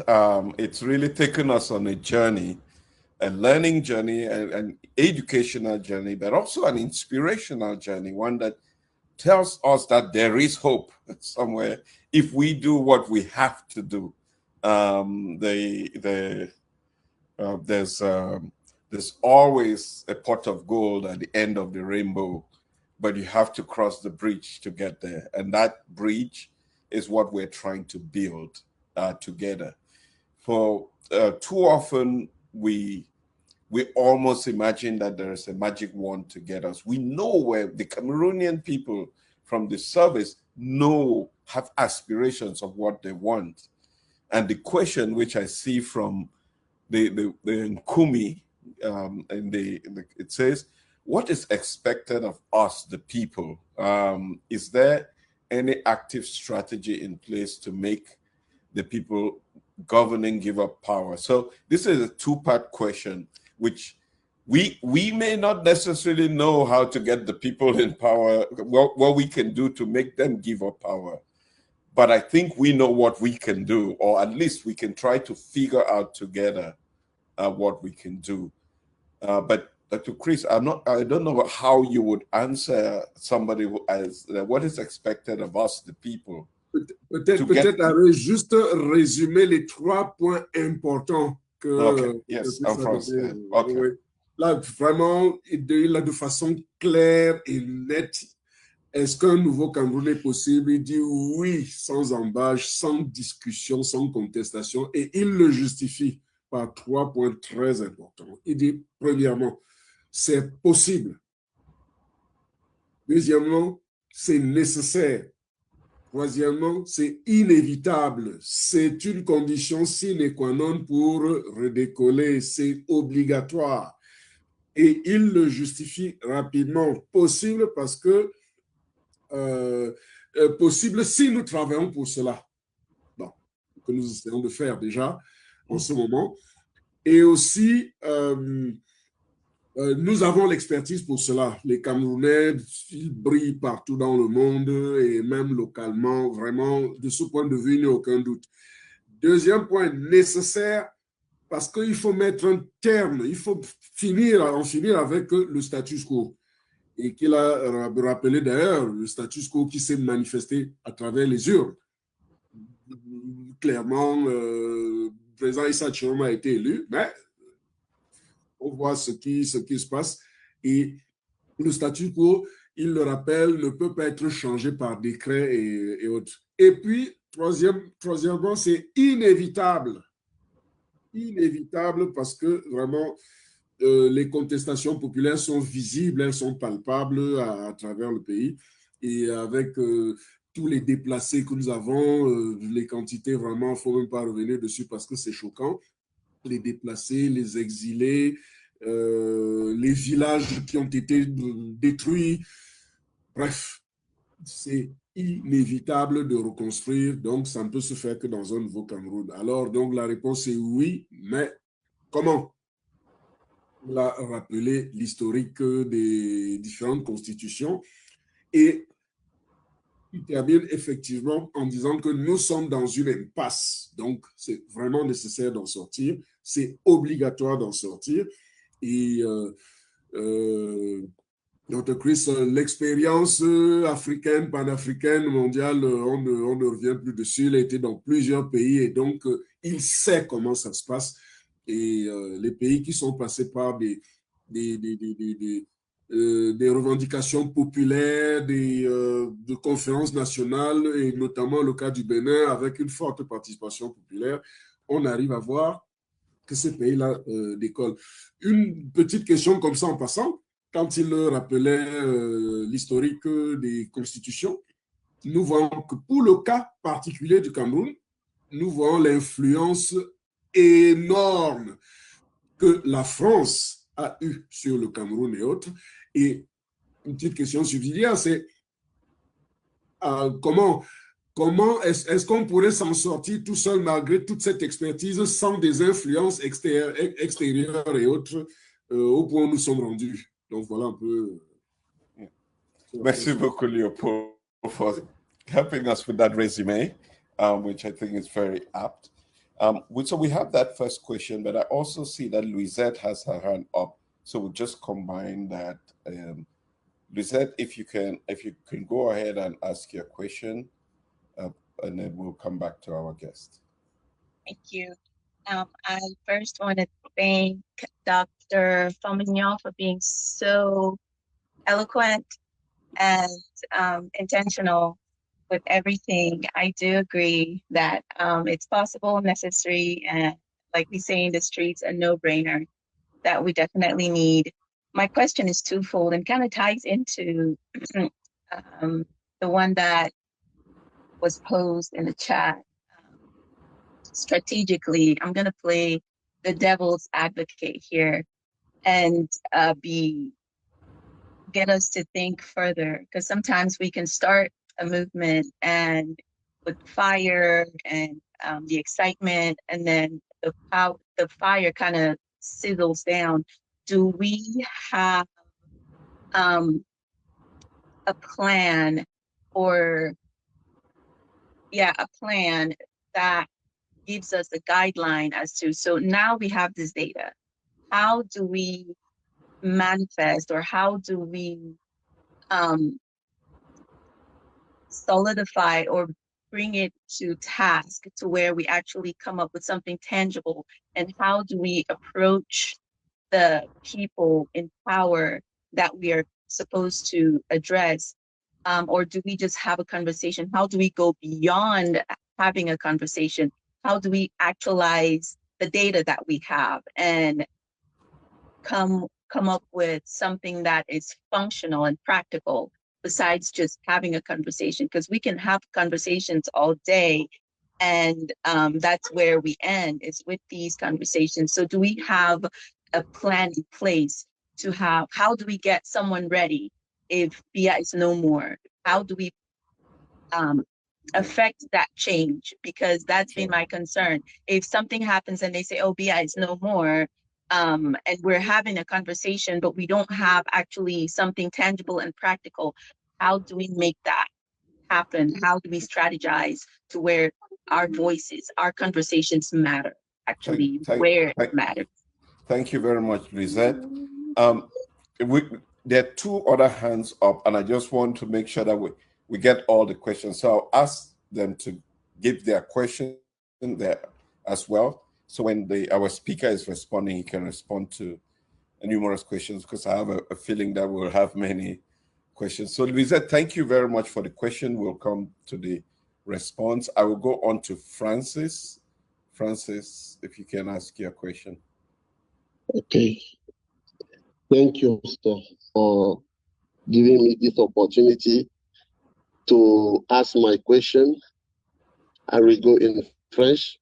Oui. Je dis merci au professeur Dr. Fomoyo pour son temps qu'il a bien voulu, n'est-ce pas, nous partager de sa riche expérience. Je suis Francis Kwikwa, je suis historien. Et ma question va dans ce sens. Étant donné que les nations se bâtissent en regardant aussi la manière dont les autres ont réussi. Je vais faire référence ici à la Tanzanie. Nous avons vu la Tanzanie, qui est un ensemble de Tanganyika et de Zanzibar, qui sont passés presque dans les mêmes fourchettes et qui, ma foi, semblent avoir réussi. Qu'est-ce qu'on peut tirer? Est-ce qu'il n'est pas possible de regarder aussi vers là où les autres sont passés et ont réussi? Est-ce que ce ne sera pas une occasion pour nous de regarder dans ce sens, étant donné que ce que nous avions eu à mettre sur pied depuis 61 n'a pas assez marché. Si oui, ça pouvait peut-être marcher, mais j'ai comme impression en tant qu'historien qu'il y a eu un camp qui a floué l'autre. Et en Tanzanie, les choses semblent avoir réellement marché parce que peut-être les hommes qui ont, n'est-ce pas, qui ont été à la base de cette situation étaient suffisamment honnêtes. Parce qu'il y a aussi une bonne pour moi. Il a manqué de l'honnêteté chez nous. Et en Tanzanie, je vois de l'honnêteté. On a vu que au moment où la Tanzanie, le Tanganyika et le Zanzibar, par exemple, se mettaient sur pied, des leaders du Tanganyika et ceux du Zanzibar, on a puisé une benne de terre du Tanganyika et une benne de terre du Zanzibar qu'on a mixé, une benne de terre. Et sur ce tas de terre, on a planté des arbres purement symboliques. Et ma foi, en un mot, je suis en train de voir que la Tanzanie semble avoir réussi ou a réussi. Est-ce qu'il n'est pas temps pour nous de regarder vers là où ceux-là qui ont aussi réussi pour voir comment nous pouvons, n'est-ce pas, rebondir et construire notre nation tel que vous le présentez, docteur. Merci. Merci beaucoup, Francis. Very, very crucial question. And it was one of the questions that we had prepared to ask Dr. Fomoyo. So it's very aligned. Thank you. The next question goes to Bernard, and then after that we'll have answers. Bennett, thank you for joining us. You have the floor. Thank you all. Good morning, Dr. Chris. Morning. How do we make this, how do we professionalize this and make it sustainable? On the other side, those who are in power are using all the resources of the states to hire PR firms, hire military, hire mercenaries, in fact, everything. But on this other side, we need a different form of organization to keep it sustainable and to make it worthy for people to invest their time, their energy, their resources. How does that work? Thank you. Thank you very much, Bernard. Yes. Merci infiniment pour les questions, Francis. C'est un réel plaisir de voir que l'émission est suivie par les compatriotes qui sont des historiens, parce qu'on compte beaucoup sur vous pour faire la recherche et pour mieux sensibiliser les nôtres, pour les rassurer que là où les autres pays ont réussi, nous pouvons nous aussi réussir. Je vais prendre votre question en même temps avec la question qui a été posée par Léopold pour dire, mais est-ce que nous pourrions nous en sortir compte tenu du rôle de la France? Je commence par là pour dire que aujourd'hui, nous avons beaucoup plus de chances de réussir avec ou sans la France qu'il y a de cela 60 ans. Le monde a évolué, le monde a changé. Nous ne sommes plus dans les histoires de précaré. Nous ne sommes plus dans un monde bipolaire. Nous avons une multiplicité des partenaires, des grandes puissances comme des puissances moyennes. Nous devrons aborder les discussions sur l'avenir de notre pays avec fierté, avec dignité et sans complexe. Parce que ceux-là qui viennent à Yaoundé nous donner des leçons sur des contrats, parfois ce sont des enfants que nous avons enseignés dans des universités en Europe ou aux États-Unis. Mais lorsqu'ils rentrent dans notre propre pays, en costume et cravate, on leur donne des contrats de consultation. Et il y en a de mes propres élèves qui sont revenus me dire, professeur, j'étais dans votre pays. Et voilà ce que j'ai fait, et on m'a beaucoup apprécié. Mais c'était mes élèves. Nous avons des Camerounais en milliers qui sont des professeurs d'université dans les plus grandes universités du monde. Nous ne devrons plus nous faire une complexe aucune dans des discussions par rapport à l'avenir de notre pays. Et vous savez, le président Macron, je n'ai rien contre lui, mais il a été stagiaire à l'ambassade de France à Lagos. Il connaît comment le Nigeria vit, il connaît le poids du Nigeria. Et c'est pour cela qu'aujourd'hui, on voit que Tinubu se rapproche beaucoup plus de la France que de la Grande-Bretagne. Mais c'est un choix que Tinubu a fait. Et si nous voyons ce qui se passe dans le Sahel, ce n'est pas que j'approuve le régime militaire, comme vous le savez tous, je suis contre les pushs. Et je vois qu'ils sont en train de faire beaucoup de mal à leurs concitoyens avec la propagande. Ça, c'est autre chose. Mais qui aurait pu croire qu'après le discours très paternaliste que Macron a tenu à Ouagadougou, devant Compaoré, le président Gaboré, qui aurait cru que quelques années après, le Burkina Faso va sortir de la zone d'influence de la France et tout le Sahel avec. Et les pays du Sahel, c'est des pays qui ne pèsent même pas par rapport au Cameroun. Nous pesons beaucoup plus. Valorisons ce que nous avons. Nous avons le muscle. Le muscle, c'est à nous de jouer.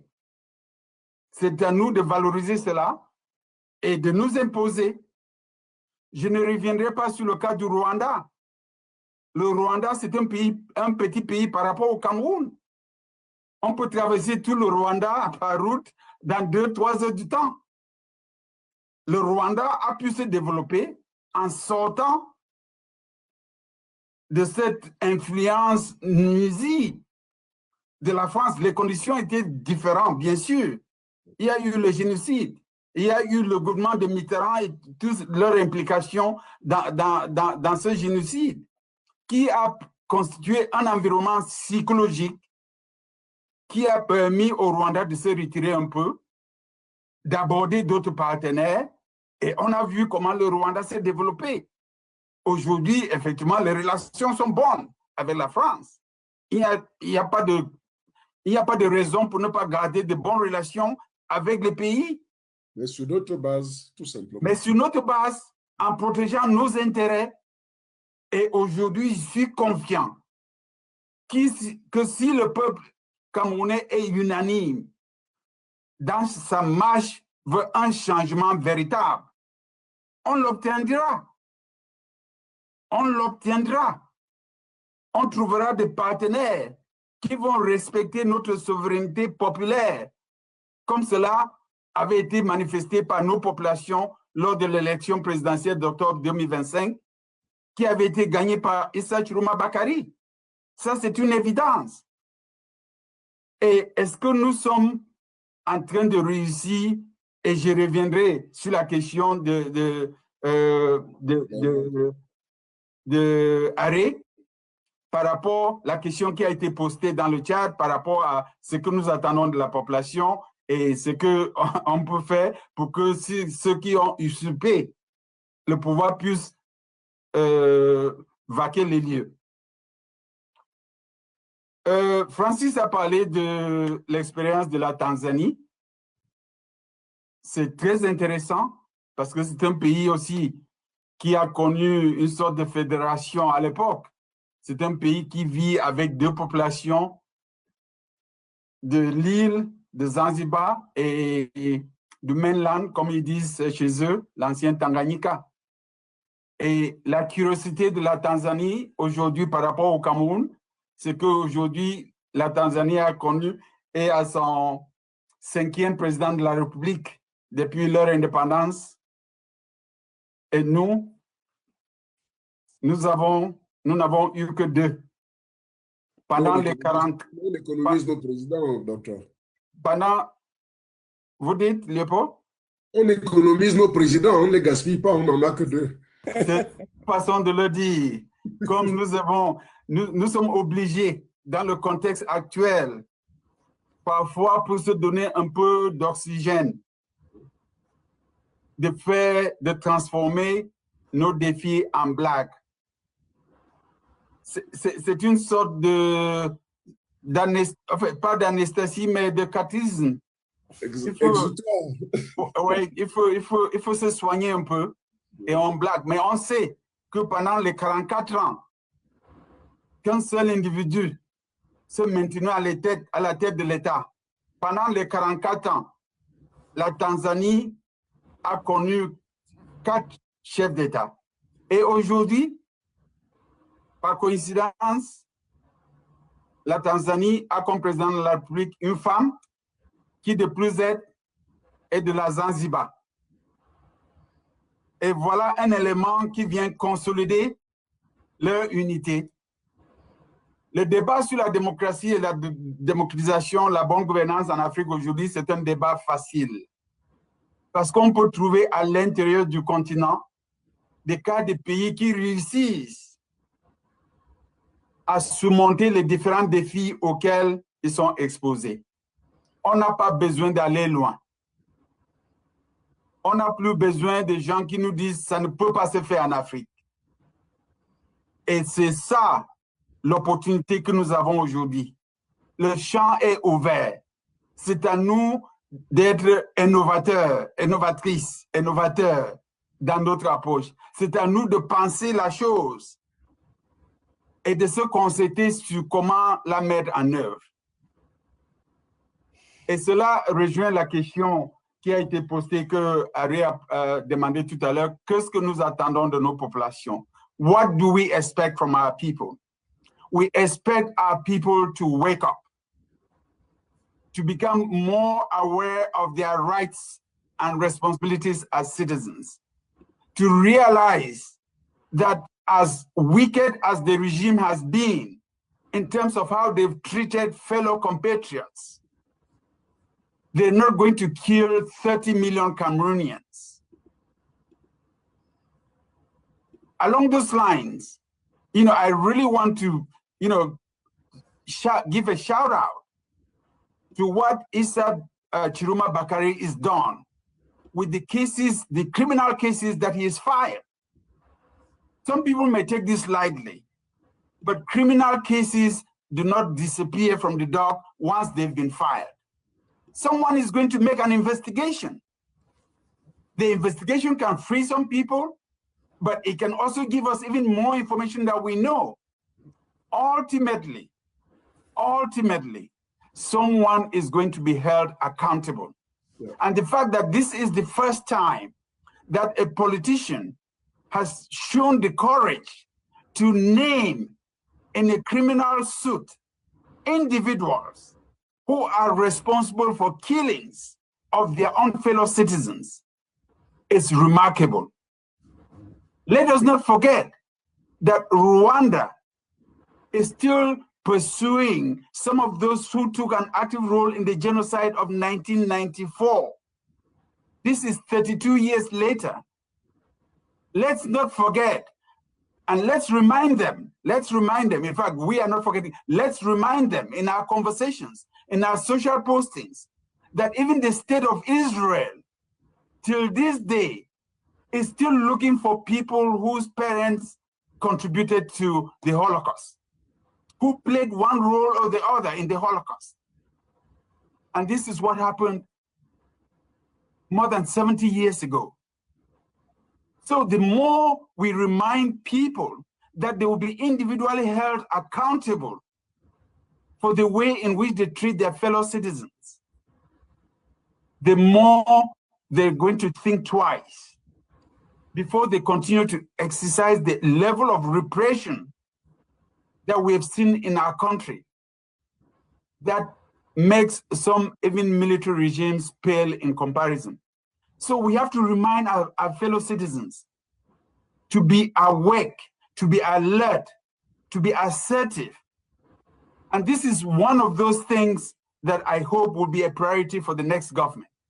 When some of us grew up in West Cameroon, before the Northwest and Southwest regions, civics was a subject that was studied in primary and secondary schools. We had civics lessons. And so we grew up very aware of our rights.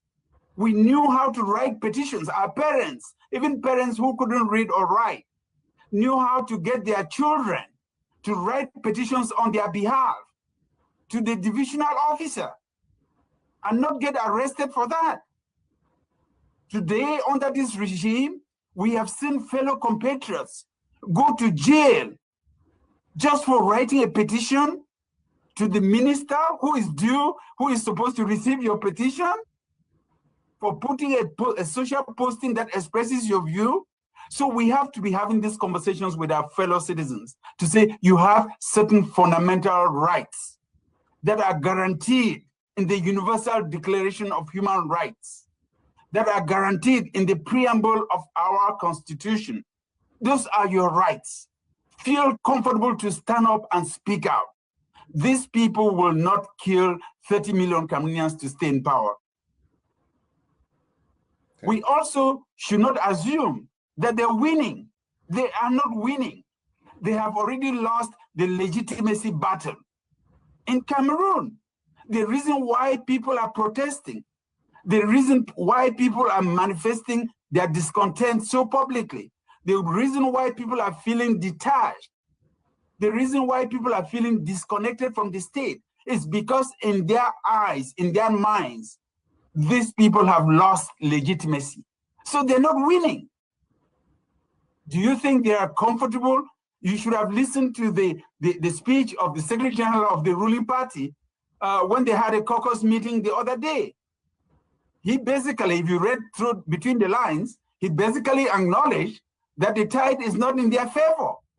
They know, they read the newspapers, they have family members, they talk to other people, they see how many people came to the inaugural, how many heads of states, 0.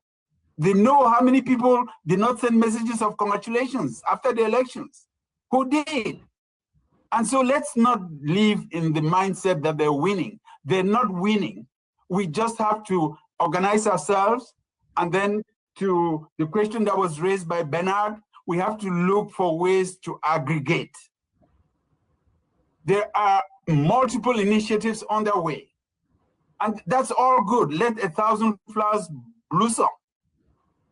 Let 1,000 flowers, is it bloom or blossom? But ultimately, if we can find a way to aggregate everything that's being done so that the landing is substantial or substantive and impactful, we are going to be able to position ourselves at that level where we can pull the levers and make the decisions and redirect the country in the right direction. I feel that the time is fast approaching. I feel that there's a hunger for change. I feel that people want at a minimum, that the popular legitimacy that was expressed in October 2025 be respected. And my sense is that if we can aggregate all of these forces, when the window opens, and it would open very soon, we would go through it, and then we will open the doors so all Cameroonians can come into the house. And then we will figure out what has gone wrong. And then we will figure out how we do the reconciliation. We will figure out how we give back what has been taken unjustly from people.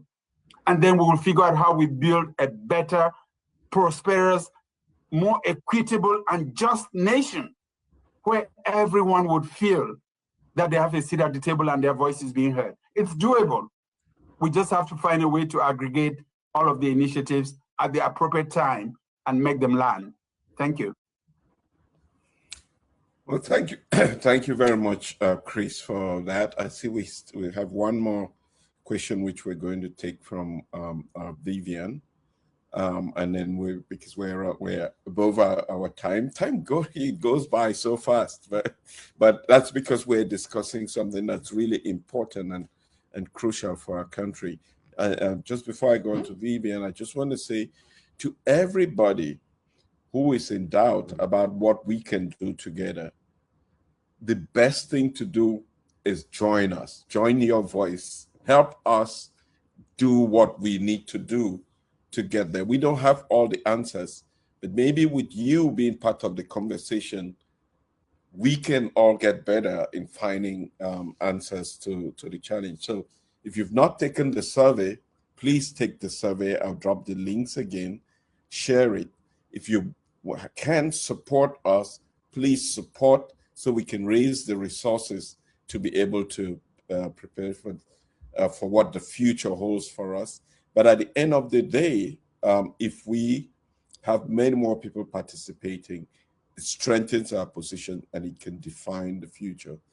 I say this, if you prepare for a hurricane and the hurricane comes, you may not realize the impact of the hurricane. But if you're unprepared for the hurricane and it comes, they will do much more damage. This conversation is, we know it's inevitable, the impact that our country is going to face in the next few months. What we're doing is preparing to make sure that that impact is lightened, the blow is lightened, and we build from there. So let's start building now to support that process. Let me go on to Vivian. Vivian, you have the floor for your question. Thank you so much, Are, and thanks, Dr. Chris, for your very, very elaborate and scathing scouting report on what you've worked on for several years as NDI director. Your analysis kind of really should wake a lot of Cameroonians up. For so many years, the regime has used the argument of fear, division, and repression to, push Cameroonians to a corner where there is just so much fear, there is so much misery and frustration amongst Cameroonians.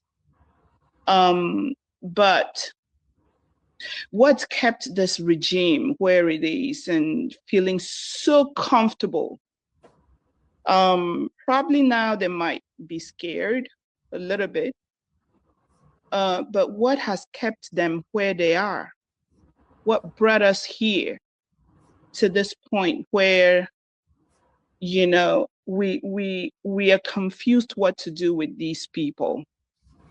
Because I think for the most part, the people aided and abetted this regime in so many ways, by making excuses, by, the regime looks amongst us and picks one and spoils them and makes them feel that sense of belonging, and so it's gone on and on and on, and we've been looking as though, okay, it's just 7 years, and then 7 years comes and pass. It's just another 7 years, and then 7 years comes and pass. And then last year they told us, oh, why are you all worried? It's just 7 years. It's gonna come and pass.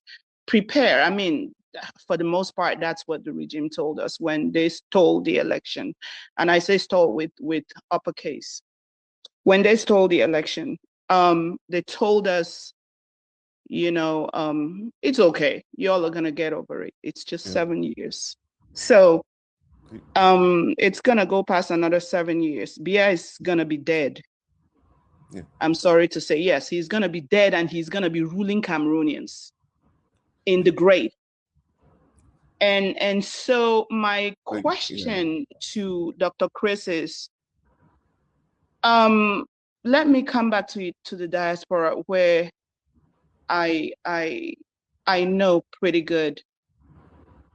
The diaspora has been a catalyst for most countries' economic development and so on and so forth. But Cameroonians in the diaspora have been planning to move away from Cameroon, going to different countries to invest, right? Because nothing is moving in Cameroon. So many Cameroonians in the diaspora have attempted to invest in their own countries, and it's just so difficult. And so most of them are moving to other countries to invest their hard-earned money that they've worked. On the other hand, in other countries, someday they might wake up and say, hey, go back to your country. Just like what is happening in South Africa and many other countries, in the US, in Britain, everywhere. There's that sense of far-right nationalism. Yeah. Dr. Chris, how do we, this is a pertinent question. I've been asking this from Project C and so many, it's a question that ponders, that worries me particularly. How do we bring this awareness? If the diaspora doesn't yet understand the need to aggregate, I will use your words, the need to unite, the need to attend forums, platforms like this, the need to participate, right? How does the ground, how do our people on the ground who haven't traveled, who know little about democracy, who know little about, all they know is repression, all they've grown up is repression and see, right, and witness. Yeah. How do we bring this diaspora together? How do we bring this awareness to the diaspora when they don't even want to come to attend platforms like this and Thank you very that much. education. Thank you, Vivian. Just in the interest of time. Thank you. Well, thank you very much, Vivian. I see you very passionate about what you say. Also, I have to thank you for what you do and efforts by you and others within the diaspora to raise awareness. Worthwhile investments, and I assure you they wouldn't go for nothing. We have 4 million Cameroonians in the diaspora worldwide, broadly speaking, 4 million. In 2024, the World Bank records showed that the diaspora, the African diaspora, through remittances sent over $100 billion to the continent. I don't have the data on the percentage that went to Cameroon, but I know it's a sizable amount. We all very invested, directly or through other community initiatives, we are invested back home. The diaspora has made its presence felt at multiple crisis moments for the country. We all know after the 2011 elections, when Frundi challenged the outcome of the elections, the diaspora mobilized, the diaspora that supported Frundi mobilized heavily to amplify his messaging and to find ways to be helpful to that endeavor. Of blessed memory, bless his heart. We also know that in 2018, when Maurice Kamto contested the outcome of the presidential elections, the diaspora that was sympathetic to his cause also mobilized and provided a lot of support and amplified his messaging, as well as a lot of material support to the cause. We know also that when the Anglophone, what we call the Anglophone crisis broke, starting in 2016 and then 2017, that the diaspora from that part of the country, from the Northwest and the Southwest, that was seized with this issue, also mobilized itself to try to bring comfort and continue to do so to families, the villages that for this past 8-9 years have depended so much on things, on support coming from the diaspora, because they were cut off from the administration. Schools were shut down, hospitals and clinics were shut down, and for the most part, they've depended on humanitarian aid coming from the diaspora. So we know that the capacity is there, but we also know that the diaspora looks at what is happening in Cameroon.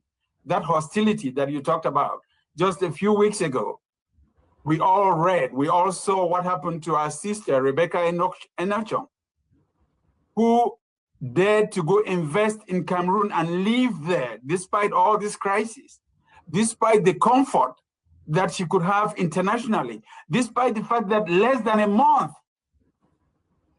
she got international recognition to be elected to the vice presidency of the International Chamber of Commerce.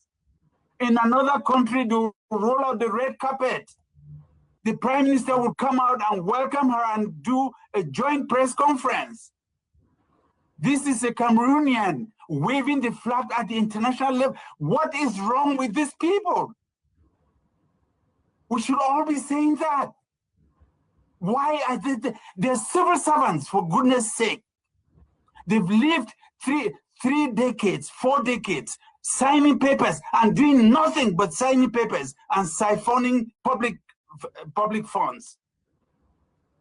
Why are they there? We should be challenging them. We shouldn't call them your excellencies. They're not. They don't deserve it. We should call them to task. We should take them to task. We in the diaspora are well placed to do that because we have access to those corridors of power that they also have access to, but we have clean hands. We can speak thoroughly about the issues that they're doing wrong for our country and our people. And the international community is tired of being accomplices in that. That's why Trump came up and he cut off foreign assistance and foreign aid. Other countries in Europe are doing the same because they too are tired of sending their resources and seeing those resources siphoned and mismanaged. But there's hope, you know, when you've worked on the continent as I have, and Eric has, you know, those of us who now have some white hair, you know, you remember there was Mobutu.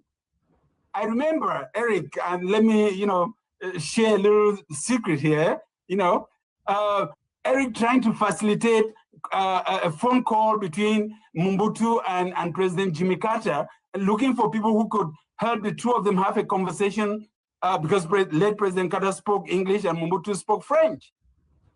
And here was President Carter, former president, now late president of the United States, pleading with Mobutu and saying, Marshal, your people are in the streets. They want freedom. They want democracy. Let them have it. And Mobutu says they have to ask kindly. They have to ask gently. Why are they being so forceful? As if the country belonged to him. No, our country doesn't belong to these people. They own a share of the country just as the rest of us. We were born there, our parents were born there. And we have to remind them, we have to help our people come out of this state of acquiescence. No, these people should not do that to us. They have no right to do that to us.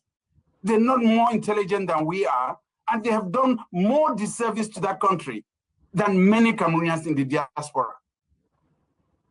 And so when you've seen the Mobutu's fall, when you've seen the Emperor Bokassa, who crowned himself with diamonds, fall, when you've seen apartheid at the time when South Africa, under the apartheid regime, had material that could allow them produce nuclear weapons, the apartheid regime collapsed. The Soviet Union collapsed. The Berlin Wall, a physical division within Germany, came down. Not even because anybody bombed it, but because ordinary citizens were just tired. And they went to the wall and they started dismantling it brick by brick. And that's how it collapsed. And so we should share these stories with our people and remind them that that country belongs to all of us, which brings me to where I started. A new Cameroon, a new nation state is indispensable. It is possible, it is necessary, it is indispensable. I hope that we can collectively continue to work in that direction. We can keep our eyes and ears open and wait or look out for that aggregation moment when we can build synergies that transform windows of opportunities into doors wide open, and that we can bring our fellow citizens into that conversation that Project C is helping us so beautifully to lay the foundation stage and the pillars that would make us work together to build a better and more prosperous nation for ourselves and future generations. I really want to thank each and everyone for participating in today's conversation. And once again, really thank Eric for your leadership, and Array and Leopold for your hard work, and everybody that's supporting Project C, for all of our brothers and sisters that have made their various platforms available for us to have this conversation. And I hope that the train would continue so that when the moment comes, we would, like the wise virgins in the Bible, be ready to take advantage of it. Thank you very much. Thank you so much, Dr. Fomunyu, for being with us, for sharing with us so passionately, bringing your experience to the table. And we're all living here energized and hoping that we can do this. We can do this as a people. I know too often, I struggle and fight with this, where we have to think about what the future will look like and work towards it. We have the tendency to face the status quo, but the status quo is yesterday. The status quo is today. How do we build for tomorrow? And that's where we're trying to throw our energies, because that tomorrow will come before we know it. And that's why we launched this campaign, the Once and for All campaign.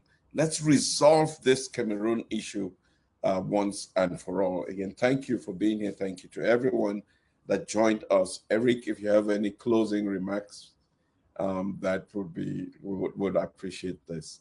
But I think maybe before Eric talks, the train will continue and the train is on the move. Donc le train en français pour nos compatriotes. Le train va continuer. Le train est en marche. Il ne s'est même pas encore arrêté à une gare. Il s'arrêtera à une gare lorsqu'il y aura le changement. Et ceux qui, pour rassurer les autres, ceux qui seront en charge, les nouveaux qui seront en charge du pays, Project C leur dira, voici ce que les Camerounais demandent. Voilà. Okay. En tout cas, merci Léopold Haré, merci. Je suis époustouflé en écoutant Chris. Vraiment, c'est extraordinaire.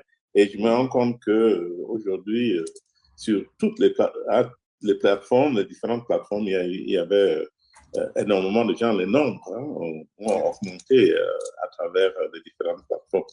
Je ne sais pas si c'est parce qu'ils savaient que c'est le docteur Fomunyo qui venait, mais merci beaucoup, Chris. I'm just so overwhelmed. I decided I wasn't going to say a thing because I don't want to even water down what you've said. So I'm hoping that what left your lips went to the ears of God and to the ears of Cameroonians everywhere. Thank you so much. I was simply going to thank a lot of people, but they know themselves. We're all a part of this. And I think we just have to continue and join the battle and under Harry's leadership. And Leopold, thank you all so much. Thank you.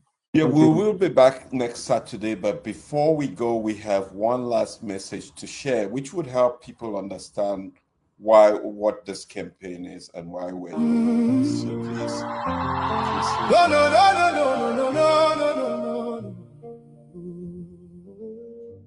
Pendant des décennies, les Camerounais ont regardé l'espoir leur glisser entre les doigts. Des décisions concernant notre avenir prises à huis clos. Nos voix noyées par le pouvoir et la politique. Encore et encore, on nous a dit qui nous sommes et ce que nous devons accepter. Le destin du Cameroun a été façonné par d'autres. Les Camerounais se réveillent et exigent le changement. Quel genre de pays voulons-nous? Qu'est-ce qui fait de nous des Camerounais? L'âme du Cameroun est façonnée, non par ce qui nous divise, mais par ce qui nous unit. Et quel genre de pays voulons-nous? Qu'est-ce qui fait de nous des Camerounais? Imaginez un mouvement, non pas de politiciens, mais du peuple. Imaginez chaque coin de ce pays, chaque hameau, village, ville, cité, chaque région, se levant ensemble avec un seul objectif, pas pour une élection, pas pour le pouvoir, mais pour une seule nation, une fois pour toutes. Imaginez mettre le pays au-dessus de soi, l'amour au-dessus de la haine. Le Cameroun, non la tribu, la langue, ni la région. L'âme du Cameroun est façonnée, non par ce qui nous divise, mais par ce qui nous unit. Imaginez un mouvement, non pas de politiciens, mais du peuple. Ce n'est pas un rêve, c'est le projet C. Imaginez les vendeurs de rue, les conducteurs de moto-taxi, les syndicats, les chefs traditionnels, les professionnels et la diaspora. Travaillant ensemble partout pour quelque chose de plus grand que chacun de nous. Pour la première fois, nous, le peuple, nous réunirons pour répondre aux questions les plus difficiles, les plus importantes. Comment enfin mettre au repos les fantômes du passé et créer un avenir où chaque citoyen a sa place. Ouais. Au cours des 4 prochains mois, nous écouterons, nous débattrons, nous rédigerons une nouvelle constitution. Une constitution détermination à bâtir un Cameroun de dignité, de paix et de prospérité. C'est un mouvement et du peuple pour le peuple. Plus de décisions prises pour nous, sans nous. Plus d'attente pour avoir la permission d'espérer. Un nouveau Cameroun est possible. Non déterminé par notre passé colonial, mais par notre avenir commun. Rejoignez le mouvement pour un nouveau Cameroun. C'est le projet C, c'est un mouvement né du peuple pour le peuple. Un nouveau Cameroun est possible. Rejoignez le mouvement pour un nouveau Cameroun.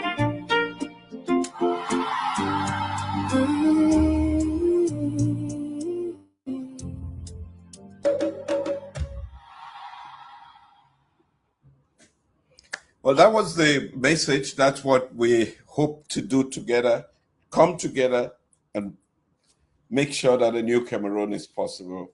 Dr. Chris Fominyon said it. It's indispensable. It's inevitable. We have to work together to make it happen.